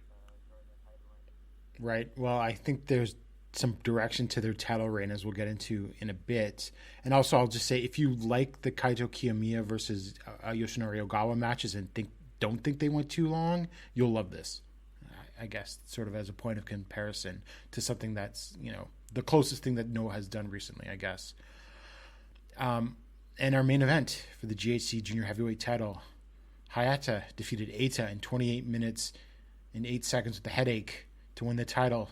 I think this is like Eita doesn't even make a successful defense of the title. Yeah, this went too long. Now, I appreciate Eita's blade job, because you don't just get a lot of blade jobs in Japanese wrestling, even especially in the main events, if it's a non-hardcore promotion type thing, I should say. But I mean, there was some decent and good sequences here, but it was just like brawling through large swaths of this. I thought it just failed to pull me in. You know, I mean, I'm on record as not being a guy that likes Hayato that much, but I was expecting a little more out of this because Eita was in there. I mean, it wasn't bad, but like, if I had to give it a rating, maybe a 3 or 3.25. Yeah, I also thought this was just okay. Eita is actually kind of an underrated hardcore brawler. So when I saw him getting blood, I thought this would like be like a signal to kick the match into next gear, and then it just didn't. It just kind of kept working kind of with the same intensity as they had before. They didn't even like pull out that many like gimmicks as well. Like, normally when Eita kind of does this kind of stuff, he gets out his board with barbed wire and everything, and didn't even get that. Like, they just kind of worked it like a normal match after that. It was just kind of an okay match. Like, I guess Eita just did the best that he could with someone like Hayato, and yeah, I mean, it felt like Eita trying to do his match, and then it was just Hayato just not being willing or being able to do anything besides like his style of match, and it just became a Hayato match after a while, and it was just kind of okay. I mean, it definitely was a disappointment, given that this was the main event of a Sumo Hall show. Like, if we graded by the standards of a like Sumo Hall main event, then this was like a massive disappointment. But if we just look at the match just by itself, then it was an okay match. Yeah, I just knocked 10 minutes off of it and it would have been fine. There was no reason to go 28 minutes especially, right? I mean, but even then, like, I would have just said it's an okay match. Like, I don't think that would have like improved the match all that much. Probably not, but it wouldn't have felt as dragging on as it did at points, for sure, though. But, I mean, then again, like, I mean, it probably just felt like it had to go, like, nearly 30 minutes because it's the main event, and it's Sumo Hall, so I get why they had it go long, but, yeah, it definitely did not help the match, that's for sure. So that's the first night, Majestic and Innovation. I mean, I thought this was a really good show. I mean, people have many jokes to make about the Noah Junior division, but it can deliver when it's called upon generally. And I thought all of the talent that they brought in, not just the Dragon Gate guys, but the foreigners as well, really added a freshness to it that Noah was needing. Yeah, I would definitely say like the effort that Noah has been making since the beginning of the year to really elevate the junior division, like I think it definitely has to be called a success. I think the junior division to me, like it's actually one of my favorite parts of Noah now. And this show really, like top to bottom, I think I prefer this show to the second show. Like I think because there was just such great variety on this show, and just this like the free match stretch of like from the Dragon Gate tag over the freeway spot fast to the junior tag title match. That was just a really great one of matches, and it just really showed kind of the heights that division can get to. And I hope that Noah also sees this as a success, and that they just keep kind of pushing the junior division strongly, and maybe they're gonna get like another big show. Like I don't know if they're gonna give them like another Sumo Hall show, but I think they've definitely earned the right to like have more bigger kind of junior only shows going forward. I would say give them a Korakuen Hall each quarter, 4 times a year. Yeah, I think that's a really great decision. But make it a weekend Korakuen, not a midweek Korakuen. Yeah, exactly.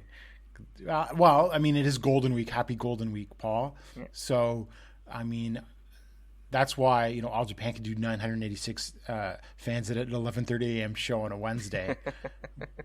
But which I think also goes to the point to some of the numbers in like the Korakuen shows that are coming up for Noah and some other Korakuen shows. It's just hard drawing in Tokyo right now, especially in Korakuen. Yeah.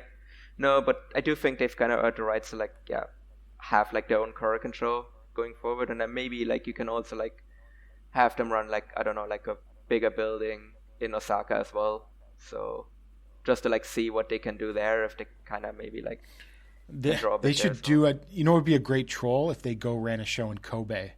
Ooh.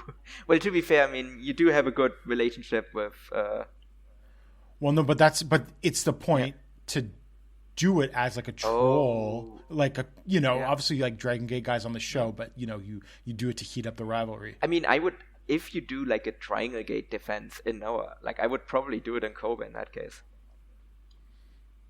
Yeah, that would get, well, I was going to say heat, but you can't really get heat right now. But it would be really interesting to see what if you did like an innovation show in Kobe, once you had the crowd could make noise, and see what that would get. So now we move into night 2 of Noah Majestic at Sumo Hall, 2,077 fans. I guess this is the lower end of acceptable. Yeah, like I said, like my expectations were definitely raised by what the junior show drew, and my line was basically anything under 2,000 fans was going to be a disappointment, and they managed to cross that line by 77 people. So I think this was a solid number. I wouldn't call it a massive success either, because DDT drew 500 people more. Now, obviously, DDT put the biggest match they could on top. And it was the 25th anniversary show. And it was the 25th anniversary show. So, obviously, like, they were gonna have, like, the biggest number there. But, yeah, I mean, it's a solid, like, it's not a disappointment, obviously. It is just, it is within line of expectations, basically. Also, the main event changed a couple days before. Yeah, exactly. Like, that obviously doesn't help the walk-up. That obviously doesn't help. Fujita is not a draw, but it doesn't help. No, and also because they, like, literally didn't even fully announce the main event for this one until, like, the end, like, they announced it at the N Innovation show. So yeah, because I'm sure some things were happening backstage about what they were going to do and if they were going to vacate the title. Yeah, they strongly teased, obviously, that it was going to be Go versus Kaito, but they didn't actually like officially announce it until the day before, which again, obviously, that's not going to help with like late stage ticket sales either. Right.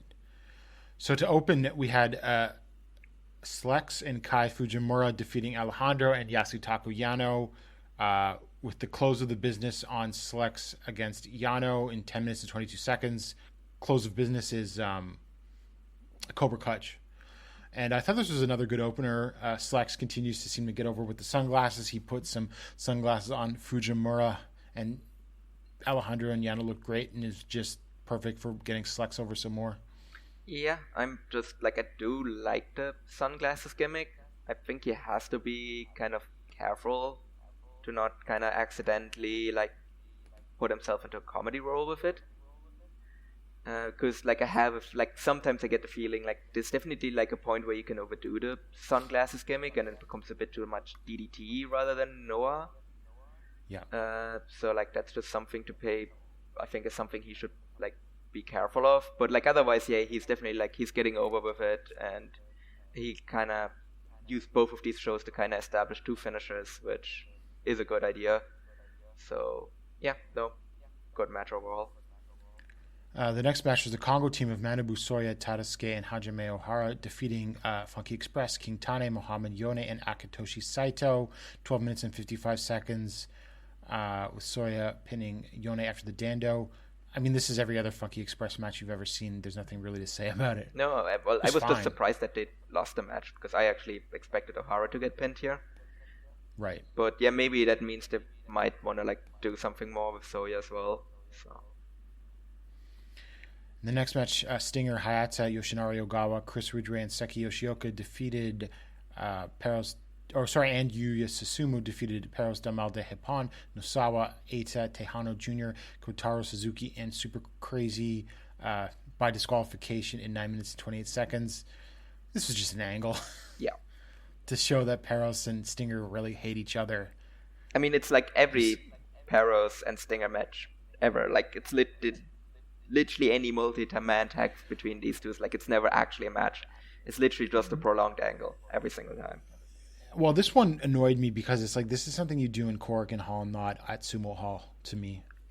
Yeah, but then again, it was also just more of a thing to, like, set up a match as well. So, right. Like, it really was just, like, the goal here was to set up Tejano and Super Crazy versus Ridgway and Ogawa. And again, like, when Tejano stepped up to Ogawa and Ridgway, and he's just, like, standing there in front of Ridgway and it's just looking down at him. It's just, sure, this guy is a junior. Sure, Noah. Next match, Kazushi Sakuraba and Kendo Kashin defeated the Dragon Gate team of Masaki Mochizuki and Don Fuji in 6 minutes and 47 seconds with a schoolboy from Kashin on Mochizuki. Trivia note, this is Don Fuji's first ever match in Noah. What a debut in Noah. Yeah, I know. This is just a waste of a match given what this could have been. I can't even believe that Kashin pinned Mochizuki here. God, you talk about politic. This guy's a 50-year-old, like, never was that big a star, and he's not even doing jobs. Yeah. Sakuraba and Kendo Kashin came out dressed exactly the same, both wearing the Super Strong Machine Sakuraba masks, so they're doing that gimmick now. Oh man, it's just disappointing because I thought this could have been a lot more fun. Yeah, no, I was actually like, I knew it was a Kendo Kashin match, but I was like, I mean, Don Fuji's in there, like, how do you have a bad match with Don Fuji? And then Kashin somehow managed to pull that off. And it's also like, the thing with Kendo Kashin is like, okay, I get like all of the other shooters because they were like legit fighters. Like, Kendo Kashin, like, fucking awful. He was a terrible MMA fighter. He lost to Katsuyori Shibata, who was also a terrible MMA fighter. Like, he got one lucky win off of a minor Gracie. Yes, who got injured. Like, it didn't even beat him. Like, his opponent got injured, and that's how he won the match. Like, Fujita was a legit fighter in Pride. Like, he was a legit guy. Obviously, Sakuraba, massive fucking MMA star. Like, Funaki, like, fucking invented MMA. Like, I get it for all those guys. I don't get it for Kashin. Like, he's just another one of those guys that, like, tried to do MMA. He was another one of those wrestling guys who tried to do MMA. Was really horrible at it. And he just somehow parlayed that into, like, never taking a fall in Noah. He was never a good wrestler either. He was never a good wrestler. He was never a good fighter. He was never a draw. He was never anything. And yet somehow he just, I don't know. I just don't get it. Well, it's who your friends are. I guess so, yeah. The next match after that, Rene Dupree and El Hijo Day Dr. Wagner Jr., making their triumphant return to Noah, defeated Masato Tanaka and Daiki Inaba in 10 minutes and 51 seconds with a moonsault press from Wagner on Inaba. This was just to sort of establish and set up bringing in back Dupree and Wagner. I thought it was like a fine 3-star match. I will say Wagner is certainly I can't call him great, but he's certainly a much better wrestler than he was when he first came into Noah back in, was it 2018 or something? Yeah, I thought he was really bad then. So he deserves marks for improving. Rene Dupree is Rene Dupree. I mean, he's perfectly serviceable, but I wouldn't stick him in like long stretches, but he's fine in a tag team. And, there's not much else to say, I don't think. Yeah, I think that really just sums up the Dupree and Wagner team. Is like they're perfectly okay. They're perfectly okay. I'm actually just thinking if I can find one, but no, they're perfectly mid. Like that's what they are. Yeah, they're not embarrassing, but they're not thrilling. Like I get why they want to establish them again, but after they're properly established, like I would just have them be like a mid-card tag team, and they're perfectly fine for that. Yeah. And Inaba takes another pin. I think in a year from now, we should sit down and have a round table on just who got screwed the most by the closure of Wrestle 1 among the ex members of the roster. Well, it's clearly not Rene Dupree. No, clearly not Rene Dupree. The next match, he made it somehow. Michael Elgin defeated Masa Kitamiya in 12 minutes and 33 seconds with an Elgin bomb. I mean, this was a good match. I mean, regardless of thoughts on Elgin aside, they tried to do like the big like two horses going at it and sort of pack that into 12 minutes. There was hard hits. It did exactly what it was supposed to do in terms of getting Elgin over, with a triumphant win. And after the match, like Elgin carries Kitamiya to the back, and then they did in their backstage comments, and this got tweeted out by Noah, they have formed a tag team. Yeah, I don't think there's much of a point of like really negate everything about like Elgin, like but he's not going anywhere. No, that's for sure. Not for now. Like eventually he will manage to burn this bridge, but until then, like he is a member of the roster, and Noah obviously doesn't give a shit. So see, here's the thing about burning bridges. He was offered another New Japan contract. He just decided not to resign. So it could just be a case that he decides to. So if anything, it could just be a case he decides to give up on Noah. Yeah, maybe. But yeah, this was a good match overall. As I said, it did what it was supposed to. It put over Elgin. I think Elgin just like was really impressive. Just the way he just tossed around Kitamiya around the ring. I think Kitamiya sold it really well as well. Put over Elgin strongly. A Kitamiya Elgin team. That could be something. I'm curious where that goes. I actually didn't expect Elgin to like form a tag team right away. I actually would have expected him to like go for a singles title, but it might be that they have him go for the tag titles first. I think that's where this is headed.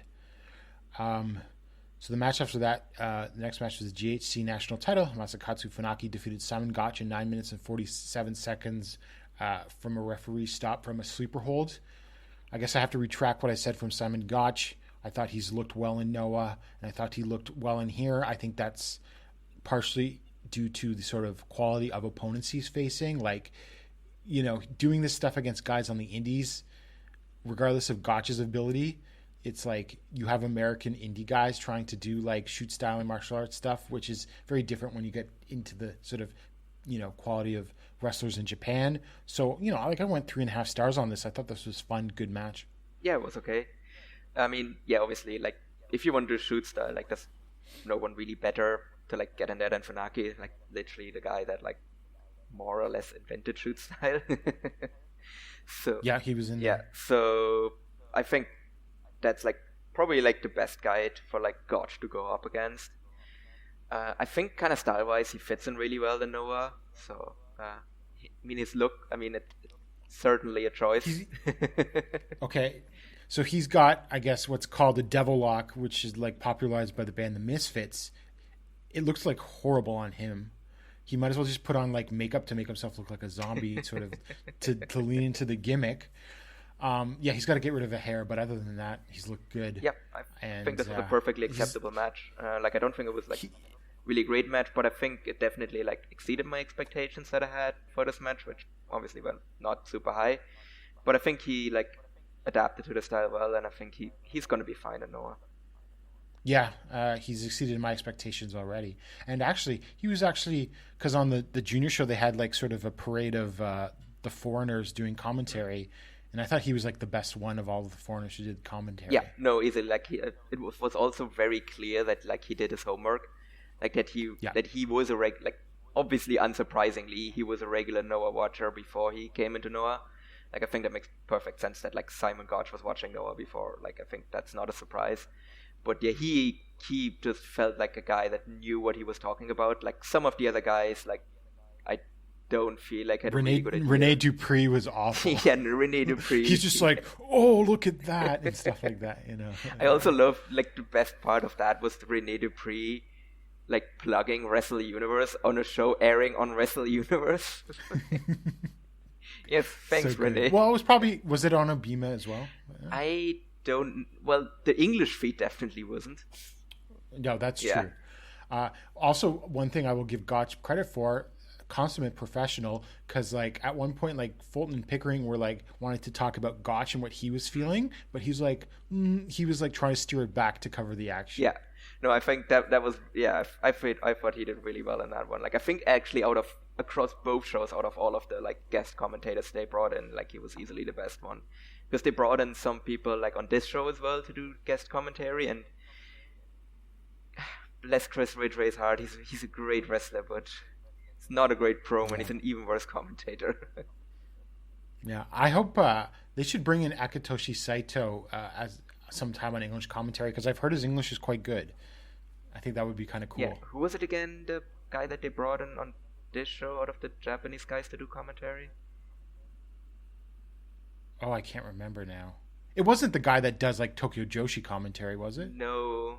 Oh, it was a wrestler? Yeah, I think it was a wrestler, but I don't remember who it was. I just remember that I can't remember. Basically said I can't nothing. Remember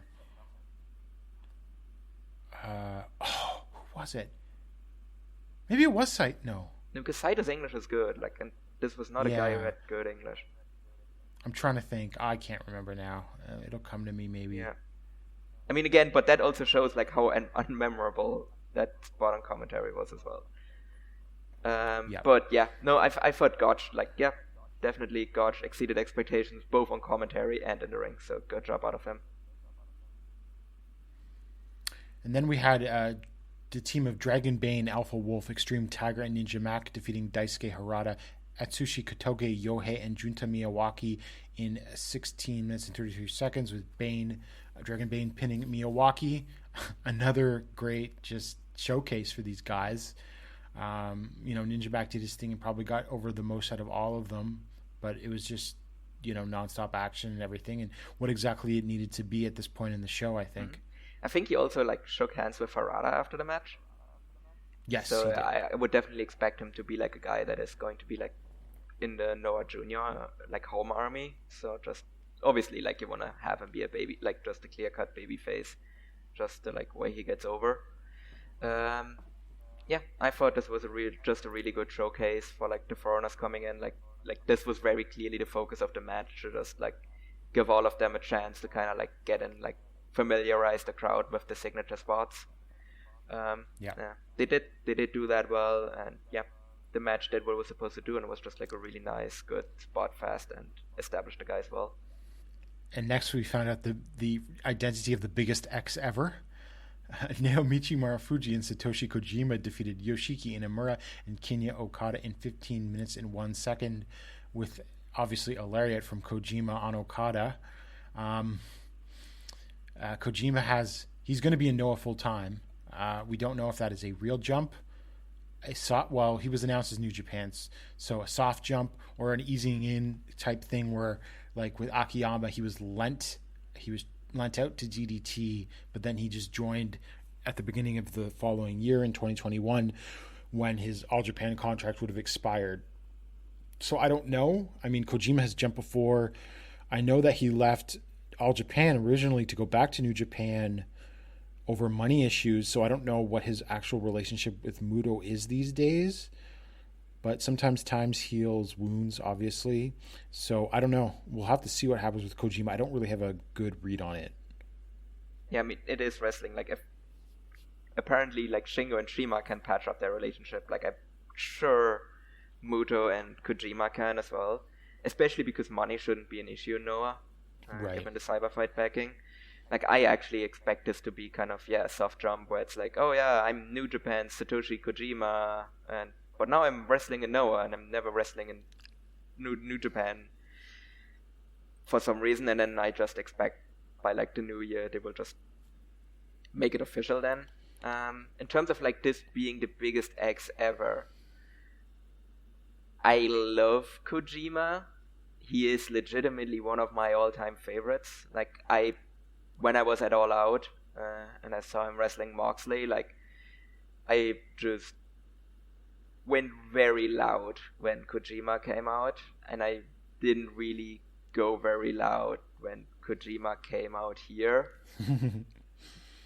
I was just, I heard the music, I was like, oh, it's Kojima. It's like, that's cool. Now, to be fair, probably was a bit of a victim of expectations. Yep. Well, it's funny because when Kojima came out, people were speculating that X was supposed to be Osprey. Because it's like, well, why is Kojima this big X? Yeah, I mean, but, like, it seems like, yes, Kojima was always the plan. Like, Yeah, obviously, Kojima was always the plan. Like, given Yeah. like everything that they've done and everything. So, like, yeah. I mean, I wouldn't even say if Osprey would have been the biggest X. I mean, it definitely would have been. It would have probably been a bigger bigger. Surprise. It would have been It would have been a bigger surprise. Yeah. Yeah. No, I mean, with all of that said, like, I think they just kind of, like, set them. To be fair, they did set themselves up to fail with just, like, the way where they were just, like, massively hyping this. Now, with that being said, I do think Kojima is a great addition to the roster. Like, he can still go. Obviously, he's right in the perfect age range to go for the GHC title. But he's also someone that can still go on a really high level. And as I mentioned, like, Kojima is one of my all-time favorites. So I'm happy that he's now in a promotion that will actually push him. So, yeah, no, I do think he's, like, a great addition to the roster. So I'm happy to see him in Noah overall. So I guess the question is, do you think looks bad to have a guy that was beaten like a drum all of a sudden come into another company and then be challenging for the world title? I would say no, because it is still Kojima. Like, I think he was getting beaten like a drum in New Japan, but he's also Satoshi Kojima, so he's kind of Teflon. Right. And so then, I think just him being a new promotion just instantly gives him new credibility. For sure. And he might actually win the GHC title. Do you think? Oh, I fully expect him to. And then Muto versus Kojima in the Budokan in July? Yeah. So I can't wait to start trolling on Twitter and being like play the game. All Japan main event in 2002 or Noah main event in 2022? I mean, definitely, because, I mean, Fujita is probably going to get, like, a shot against Kojima as well. Yeah. As for the match, I mean, it was a lot of fun. I mean, seeing Inamura and Kojima go at it was great. And I thought Okada actually worked really hard here to try to, unsuccessfully try to prove that he could go toe-to-toe with Kojima. Yeah, no, and again, that really shows like Kojima's like a great addition, because it just instantly, like, it felt like such a fresh match just from him being in there. You already showed that he has, like, great chemistry with, like, two people on the roster who are probably, like, well, I mean, we don't know for Okada, but, like, Inamura, he's definitely going to, like, have a singles match with Inamura at some point. I think that's going to be a great match. As I said, like, I'm happy that Kojima's in there. He just didn't quite fulfill the expectations for the biggest X ever, but he's a great addition to the roster, and just him being there, like, it freshens things up. So Kojima and Inamura on the what will be on today's Korakuen while we're recording, actually. Oh yeah, I forgot that they're already doing it. But that being said, it's the only match on that show of any interest. Yeah, but I mean, it's also kind of clear who's going to get the win there. Of course. And now for our semi-main event, a match that set the internet on fire.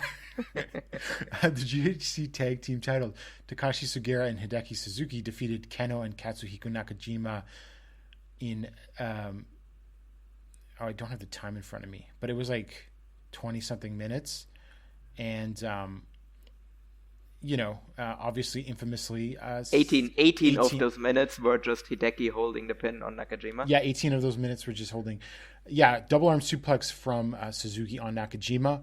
Okay, first, before we get into the incident, I will say this match was awesome. I went 4 stars.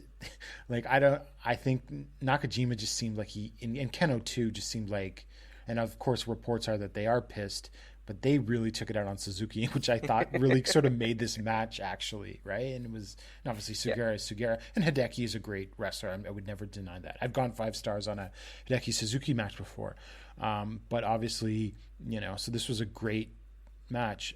Obviously the finish, Nakajima doing a job before to Hideki after Hideki refused to do a job in a singles match to Nakajima, and then Suzuki just lying there for like 10 seconds. I don't know. I love this match as well. I agree that it was definitely the best match on this show, and I think it was also the best match on either of those shows. I think I would just put it slightly ahead of the junior tag title match, but I thought both of those matches were great. This one I think I just slightly preferred. As I said, like Keno and Nakajima, which was really laying their stuff in. I think that really helped the match as well, and I think Sugiura and Hideki have just great chemistry as well. Like I think they actually match up style-wise really well as a team. Where just Hideki is obviously more like the grappler, and then you have Sugiura being more of the power guy, and I think that's always a great dynamic. Just gives like a good variety to the matches. I thought actually Keno and Nakajima, like they actually got a lot in this match. Like they actually like got to show off a lot of their offense. Obviously then Suzuki kind of holding the pin on Nakajima, it didn't bother me as much as it did other people. It was kind of a shit move, but I mean it's Hideki Suzuki, like it just kind of comes with the territory. I think it's like people being like, who does Hideki Suzuki think he is? Well, Hideki Suzuki thinks he's Hideki Suzuki, and Hideki Suzuki thinks Hideki Suzuki is the shit. So he's gonna do it. Like, it's just a culmination of things. I think in isolation it wouldn't have been as bad. Also, to be fair, I think if he had done it on anyone else except for Nakajima, people wouldn't have lost their shit as much. That's like true if he had done the same thing on Keno, like people probably would have been pissed, but they wouldn't have been as pissed as they would have been here. Well, so because I was thinking about this earlier, among international fans, would you say that like, and I don't know what order to put them in, but Keno and Nakajima are like the 1A and 1B of the most loved wrestlers on the Noah roster by the international fans, even more so than Go and Kaito? I would maybe make an argument Kaito ahead of Keno, but it is definitely close. But Nakajima is like the one. Like Nakajima is like, to me, is very clearly like the one that is like most loved by like international fans. I see a lot of Keno fans out there, so I would there's absolutely. But I think Nakajima just has like a wider like kind of base. I think Keno fans can be like a bit more like intense in a love for Keno, which makes sense because it's Keno. But I do feel like I also think there's kind of the narrative around kind of Nakajima being buried, which obviously stuff like this doesn't help with that. So I think that just like makes like anything that happens with Nakajima, like I do think people have a tendency to just overanalyze anything that happens with Nakajima.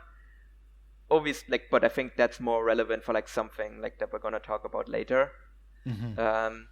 I do think obviously like in this one, that's definitely not a great look for Nakajima that like Hideki just like holds him down like that. But to be honest, I don't think he did it specifically because, I don't know, he like hates Nakajima or there was like a thing coming from the back that he should do it. I feel like he would have done the same to Keno, or he would have done that to like literally anyone else that would have been in this match. If he's just thought like you're gonna pin that guy, he probably would have done that on like any of them. Yeah, for sure. And so we move on to the main event for the GHC heavyweight title, decision match.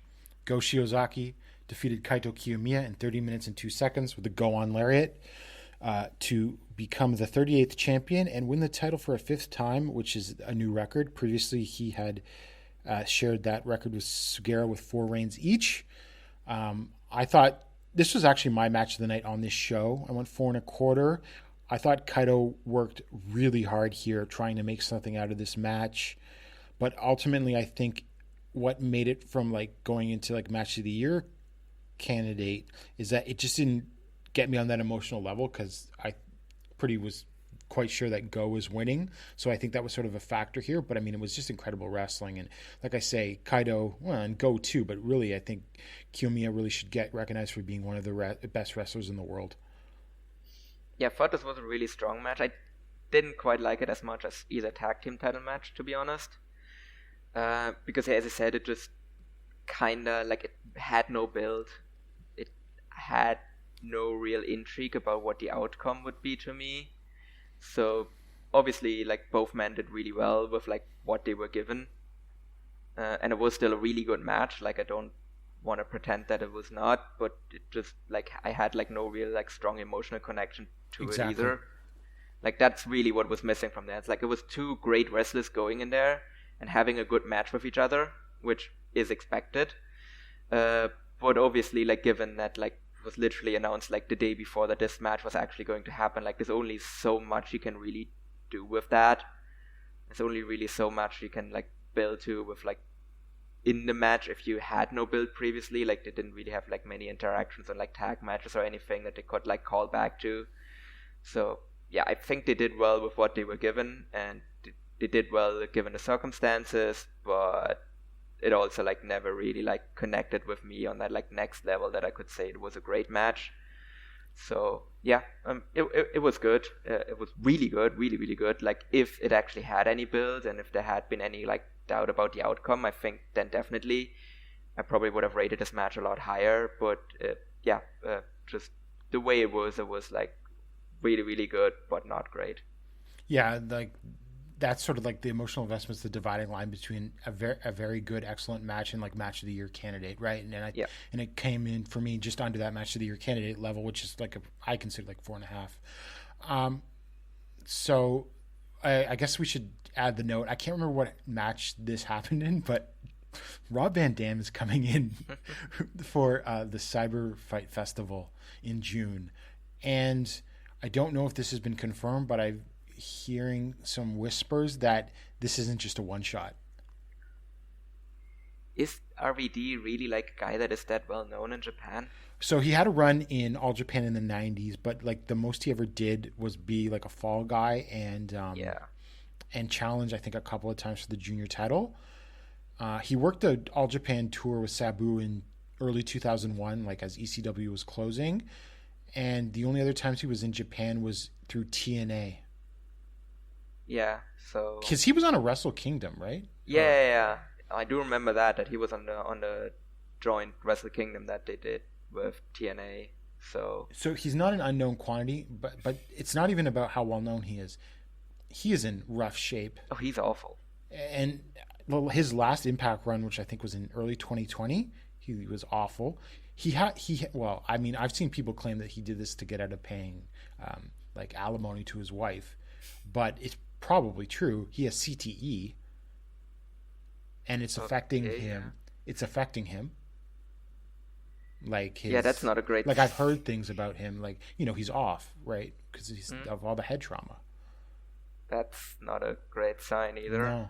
No. But I mean, to be fair, like the last thing I heard RVD doing was like him coming into OTT and like pinning Scotty Davis. So maybe like gonna bring him in and have him pin Elgin because he's the he's the slayer of canceled guys, I guess. Yeah. So maybe they're gonna do that. Yeah, but, RVD seems so quaint in this modern era. But in defense of RVD, CBD oil is now legal in Japan. Oh, really? Yes. Massive. Yeah, and I mean it's obviously regulated, like probably more so than it is in like most other Western countries. But like, I can just buy that in like a corner shop here. Yeah. So you need to specialize stores because Zeus's brother opened a CBD store in Osaka, actually. Oh. Yeah, I saw him because I saw that because Zeus was promoting it on Twitter. And that's how Okay, I so found... now it makes a lot more sense why all of a sudden RVD is willing to get booked in Japan. So that's how I found out that CBD oil was actually legalized in Japan because of Zeus promoting his brother's store on Twitter. Okay, that's interesting. Yeah, so Well, and then it makes more sense that RVD might be more of a regular then. Well, and RVD has his own CBD like line, I think, or whatever brand. It's gonna expand it to Japan. Maybe. So that's sort of, and I guess since we're on the Cyber Fight Festival talk, Keno showed up on DDT's Max Bump show, and he'll be facing Daisuke Sasaki. Yeah, that's gonna be a really interesting match. I'm actually very curious how that one's gonna go. That has a very good chance of being the best Sasaki singles match ever. It does. Paul, what do you think of this idea, given how everything's going down in Noah? Keno goes to DDT and basically is the reverse Chris Jericho of being the wrestler among a bunch of sports entertainers. That actually would be a lot of fun. But I mean, out of all of the Noah, like, he is the guy that has crossed over the most regularly into DDT. Yeah. As weird as that sounds. Because I think it's because his mic skills are probably the best. Yeah. And yeah, he would be like a perfect straight man for like all of the like wacky antics in DDT. Like, I think that actually would be like a really cool thing to see. Yeah, well, that's just some speculation in case, it got too much for Keno. So I'm not going to go through the whole show because there's like a lot of stuff that just doesn't matter. On the May 4th Noah Dream On 2022 in Cork and Hall. Did you see the whole show, Paul? Not the entire show, but I saw kind of like the later half of the show. Okay, well, I'll just say Simon Gotch versus Kinya Okada, another good match. Gotch looked really good. Nosawa Rangai, Tejano Jr. and Super Crazy defeated Alejandro, Kai Fujimura, and Yasutaka Yano. This was actually a lot of fun because it was like 4.5 minutes and it was just a sprint with like Alejandro and his team just flying around. Keno and Masakatsu Funaki defeated Kendo Kashin and Slex. Now, here's my issue with this. Slex did the job to Keno, which is fine, but here's the thing. This is why it's so stupid that Kashin can't be a job guy, right? But also because he very clearly needs to take the pin here. Like, yeah, come on. Okay, but another thing, this was just also a comedy match because, like how they were wrestling in. Kashin came out in the Sakuraba outfit and wore the Super Strong Machine mask, and so they did the go up to the balcony thing, and so they actually did mask confusion in the match because Sakuraba was up on the balcony waiting, and then Sakuraba comes down and clearly is wrestling some of the match, and then they do it again, and then like Kashin is the one who is in the ring at the end of the match. It's that so stupid. Awful. Yeah. Just a waste of Slacks, really. And Keno, too. Also a waste of Funaki. Like, a waste of everyone in this match except for Kashin. Yeah. It's even a waste for the referee. Dragon Bain, Alpha Wolf, and Extreme Tiger defeated Tadasuke, Hajime Ohara, and Hiroki in 10:34 with the Night Wolf on Hiroki from Alpha Wolf. This was pretty good. I mean, it was just like a sprint. Everyone in this match is pretty good. What you would expect from it, keeping the luchador strong. Now, this is a match that I woke up to and everyone was losing their shit. Seems like a common theme on these Noah shows. Yeah. Michael Elgin and Masakita Miya defeated Katsuhiko Nakajima and Manabu Soya in 9 minutes and 12 seconds with Elgin pin Nakajima with an Elgin bomb. And not only did Elgin pin Nakajima with an Elgin bomb. After the match, Soya carried Nakajima out over his shoulders back to the backstage area. The match was good, right? There was some good like double team action. It was obviously 9 minutes. These guys kept a good pace. Obviously Elgin and them are getting Elgin and Kitamiya are getting a push, but I think just Nakajima doing another job was jarring and inexplicable. Do you think this is an actual angle leading to something? Yeah, I think he's just doing a losing streak. Like, I think this was the one for me where like people probably are overreacting a little bit. like where people are like overanalyzing it, and it probably didn't help that it was Elgin that pinned Nakajima, who obviously already is not the favorite person of like West End fans, to put it mildly, for good reason. But like, he has pinned Nakajima before, and he is getting a massive push as well. So like, him pinning Nakajima, to me, like, it's not egregious, like, especially if it's like something that like clearly like Nakajima, like, to have him like lose matches and it's gonna lead to like something with Kongo and everything. So to me, that's more just like a storyline thing. And again, like, similar to like Tejano pinning Tadasuke like on the junior show, like, it just has that much more of a statement to have Elgin pin Nakajima rather than have Elgin pin Soya. So I think that was more the angle here, to have Elgin pin the former champion. So like, that puts him over more than if he would pin Soya. Especially if you have Nakajima be kind of having a bit of a funk right now. So like, I think people really kind of lost their shit over this one, and I think it was a bit of an overreaction. Yeah, for sure. I think it's an angle. I hope it's an angle. Now, to be fair, the egregious part to me here was Soya carrying him out afterwards. Like, I don't think that was a little unnecessary. It was a bit of a step too far. Like, you can have Elgin pin Nakajima, but like, don't have him get carried out like a baby by Soya. That's bad. That sort of added it to the angle part of it, to me, I think. Right? Yeah, no, definitely. If this was punishment or something, like, I was like, Nakajima will just pop back up and no sell it or something, right? Yeah, no, that clearly is like a anger thing. And it is also like, generally Noah does contracts in April. Mm-hmm. So if Nakajima like wasn't gonna, like, he would already not be there. Like, he would have just recently signed a new contract. So he's not going anywhere. Not yet. No. Although I think people are getting a little over the top, thinking that there's an exodus about to happen too. Yeah, I just don't see that happening. I think that's a lot of wishful thinking going on. I think it's not impossible, but things would have to get even worse than they are now for that to happen. Where do people go? Like, that's the thing. Yeah, like, that's okay, the thing. Then they leave, but where do they go? Yeah, exactly. Or that they do the prominence thing and just but prominence is aligned with Cyberfight. So. Yep. Like, like, Cyberfight is not gonna let like a bunch of people like walk out on Noah because they're unhappy with Noah, and then also give them a bunch of money to start a new promotion. Right. Well, no, prominence was in Stardom briefly.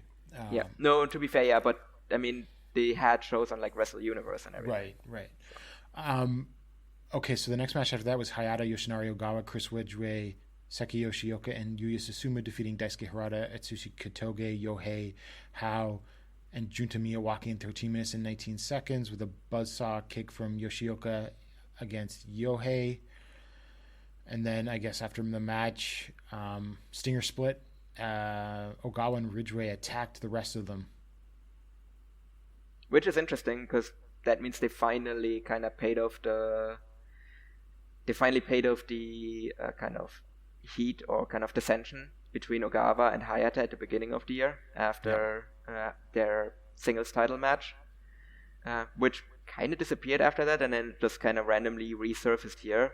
I mean, it was kind of random, but I do like Ogawa and Ridgeway splitting off from Stinger. Right. Because I saw some people kind of throw around the idea of kind of having a faction with Kaito, Ogawa, Ridgeway, and Yano. I would probably like add someone like Inaba to that as well, and I think that actually could be like a really good faction. For Just sure. like because Ogawa and Kaito have been like doing a lot of stuff together. Yeah, So the match was good. that makes sense. Like, match was good. Nothing like go out of your way to see, but like the kind of match you would expect from these two teams. And then Kaito Kiyomiya defeated Ninja Mac in 9 minutes and 49 seconds with a Tiger Suplex hold. Like I said before, the Ninja Mac signs, when I saw those, I'm like, oh man, this guy's going to be a big deal. This was really good. A little sloppy towards the end from Ninja Mac, but he definitely clearly got the crowd to gasp at a few moments, and Kaito looked great as usual, and this is the kind of match that Mac is going to learn something from. Yeah, exactly. I would say check this out if you're you don't have to watch this whole show, but I'd check out this match for sure though. Yeah, no, this was definitely one of the better like Ninja Mac singles matches that I've seen. It wasn't as good as his match at Bloodsport because that was like a genuine like 4-star match to me. This one was really good though, and yeah, as I said, like this is exactly the kind of match that Mac needs to get when he's in Japan. Like he needs to go in there with someone like Kaito who can really like teach him how to like work a proper match structure. Yeah, he still has a sloppiness in there, but again, like this was literally just his third match in Japan. Like I'm not gonna have like a super high standard for him just yet, but he's gonna learn because I would assume that he's gonna like train in a dojo as well while he's over in Japan, and like he's gonna get there for sure. And then the match, semi-main event, Naomichi Marufuji, Satoshi Kojima, and Masato Tanaka defeated Go Shiozaki, Daiki Inaba, and Yoshiki Inamura in 14 minutes and 16 seconds with a lariat from Kojima on Shiozaki. Again, another good six-man sprint, but this is all about building up to Kojima and Shiozaki. I would suspect we're going to see a few more matches like this before. Because there's still like a month to go. I think it's like June 12th or something, Cyber Fight Festival. So they're probably going to trade a few wins in 6-man and 8-man tags between now and then. Yep, that's what I expect as well. Made perfect sense as well to me that like Kojima was pinning Shiozaki. Like I heard some people talk about maybe that they could have saved that to like build it up and then have him get the direct pin on Shiozaki like more later, like towards the show itself. But to me, it also makes sense to just like right out of the gate, just have Kojima pin Shiozaki and just really establish himself as a threat to Shiozaki directly. Right. And yeah, as I said, like they're probably gonna trade wins kind of over these like upcoming shows, just in like 6-man tag matches. Yeah, it was pretty strong. Like I said, like Noah has perfected the art of kind of the semi-main 6-man tag match, and this was another one of those. And then the main event for the GHC Tag Team title, Rene Dupree and El Hijo Dr. Wagner Jr. defeated Takashi Sugiura and Hideki Suzuki in 18 minutes and 32 seconds with a moonsault press from Wagner on Sugiura. Notice that Sugiura, the senior, the 4-time GHC heavyweight champion, who's won every title in the promotion, did the job here. Okay, but counterpoint, the other person on his team is Hideki Suzuki, so he couldn't have taken the pin. Yeah. This was like a fine 3 1/4 match. I will give Hideki and Sugiura credit. They worked, I thought, pretty hard here to make something of it. Rene Dupree was like in the match a bit at the beginning, but like he was the guy on the outside in like the closing stretch. It was left to Wagner and Sugiura, who did a decent enough job. Some of Wagner's forearm strikes look a little wonky, but whatever. He held his own for the most part, and sort of obviously with Dupree on the outside, like brawling with Hideki, it was sort of to like accentuate like the strength of the team. You don't have to go out of your way to see this though. Yeah, no. As I mentioned, the team Wagner and Dupree did just okay. They're perfectly mid. That's kind of what this match was as well. Definitely prefer kind of Sugiura's and Hideki's kind of other tag title matches to this one.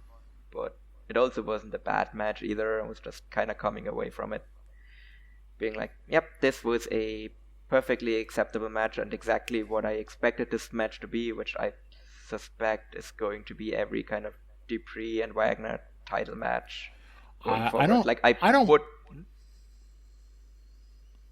I was going to say, it wouldn't shock me if they don't even get a successful defense and just drop it to Elgin and Kitamiya. Yeah. I wouldn't be surprised either, because again, like they never actually lost those titles because they won them after they won the tag league, and then they had to vacate them because they couldn't come back to the country because of Corona. Yeah. So it makes sense to like just put the titles back on them now, but not really give them a long reign. Like it's just actually have them lose the titles properly this time, and then just kind of have them be kind of a middle of the pack team, which is the perfect spot for them. Yeah, they are either getting 0 defenses or 1 defense, but nothing more than that. Yeah, no, and I do expect them to lose them. Like they're gonna lose them to Elgin and Kitamiya. This show will be finished by the time you listen to this, but on the 5th, sure. The only matches of note, I will say, Sux versus Kinya Okada, Manabu Soya versus Michael Elgin, and Satoshi Kojima versus Yoshiki Inamura. I will probably definitely watch Slex versus Okada and Kojima versus Inamura. Those I think are matches definitely up my alley. But the rest of the stuff's like multi-man tags and whatever. And I'm just seeing, just really quick before we go, Cyber Fight, June 12th, Shiozaki versus Kojima and Keno versus Daisuke Sasaki. And I'm just looking, Yokohama Radiant Hall, another innovation. So on May 14th, Daisuke Harada versus Hio, which should be really good. A ton of fun. I could actually see Hio getting the win there via count out because that's just the way he goes. Other matches of note on May 19th, Kaito Kiyomiya versus Simon Gotch. So Gotch is going to be around for a bit. Yeah, I'm curious about that one. Because obviously he matches up really well style-wise with Funaki, so I'm curious how he does with... I think he can do it with Kiyomiya for sure. Yeah.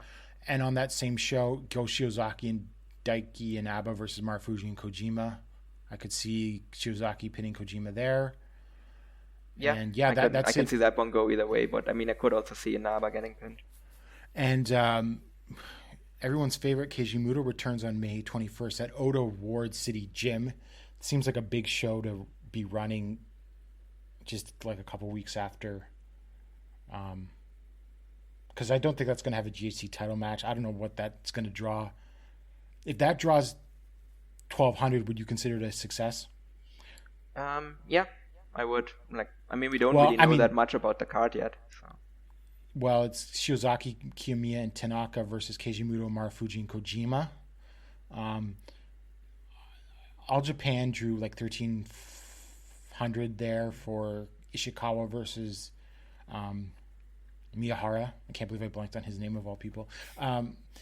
So, I would assume that 1,000 people is going to be considered a success, I think, right? Yeah. It also depends what they kind of put on there as well. I could actually see them, for example, put a tag title match on there and maybe get a junior title match as well. National title, maybe they'll stack it. National title, I think definitely we could see a defense there.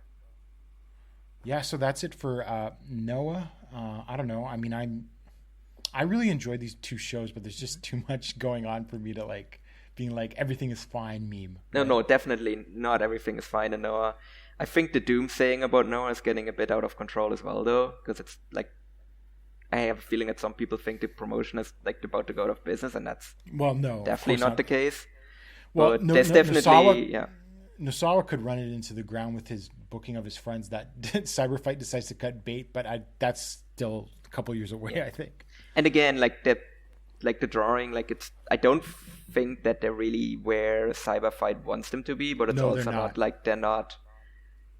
they're not bottoming out either. Again, the two Sumo Hall shows, they drew within expectations. It's just that obviously Cyber Fight wants Noah to be the flagship promotion, and they're still getting outdrawn by DDT. So in some contexts, yeah. Well, it's the same thing with All Japan. I think things are not what they were, but there's the pandemic. But some of the doomsaying on some of the attendances, especially for their bigger shows, is not quite what some people are claiming they are. But I think that's pandemic numbers are hard, but you can see trends, especially in Noah. Yeah, long term for Noah is obviously another question on what's going to happen there, but it's just so hard to predict right now. The Budokan number in July will tell us a lot, I think. Yeah.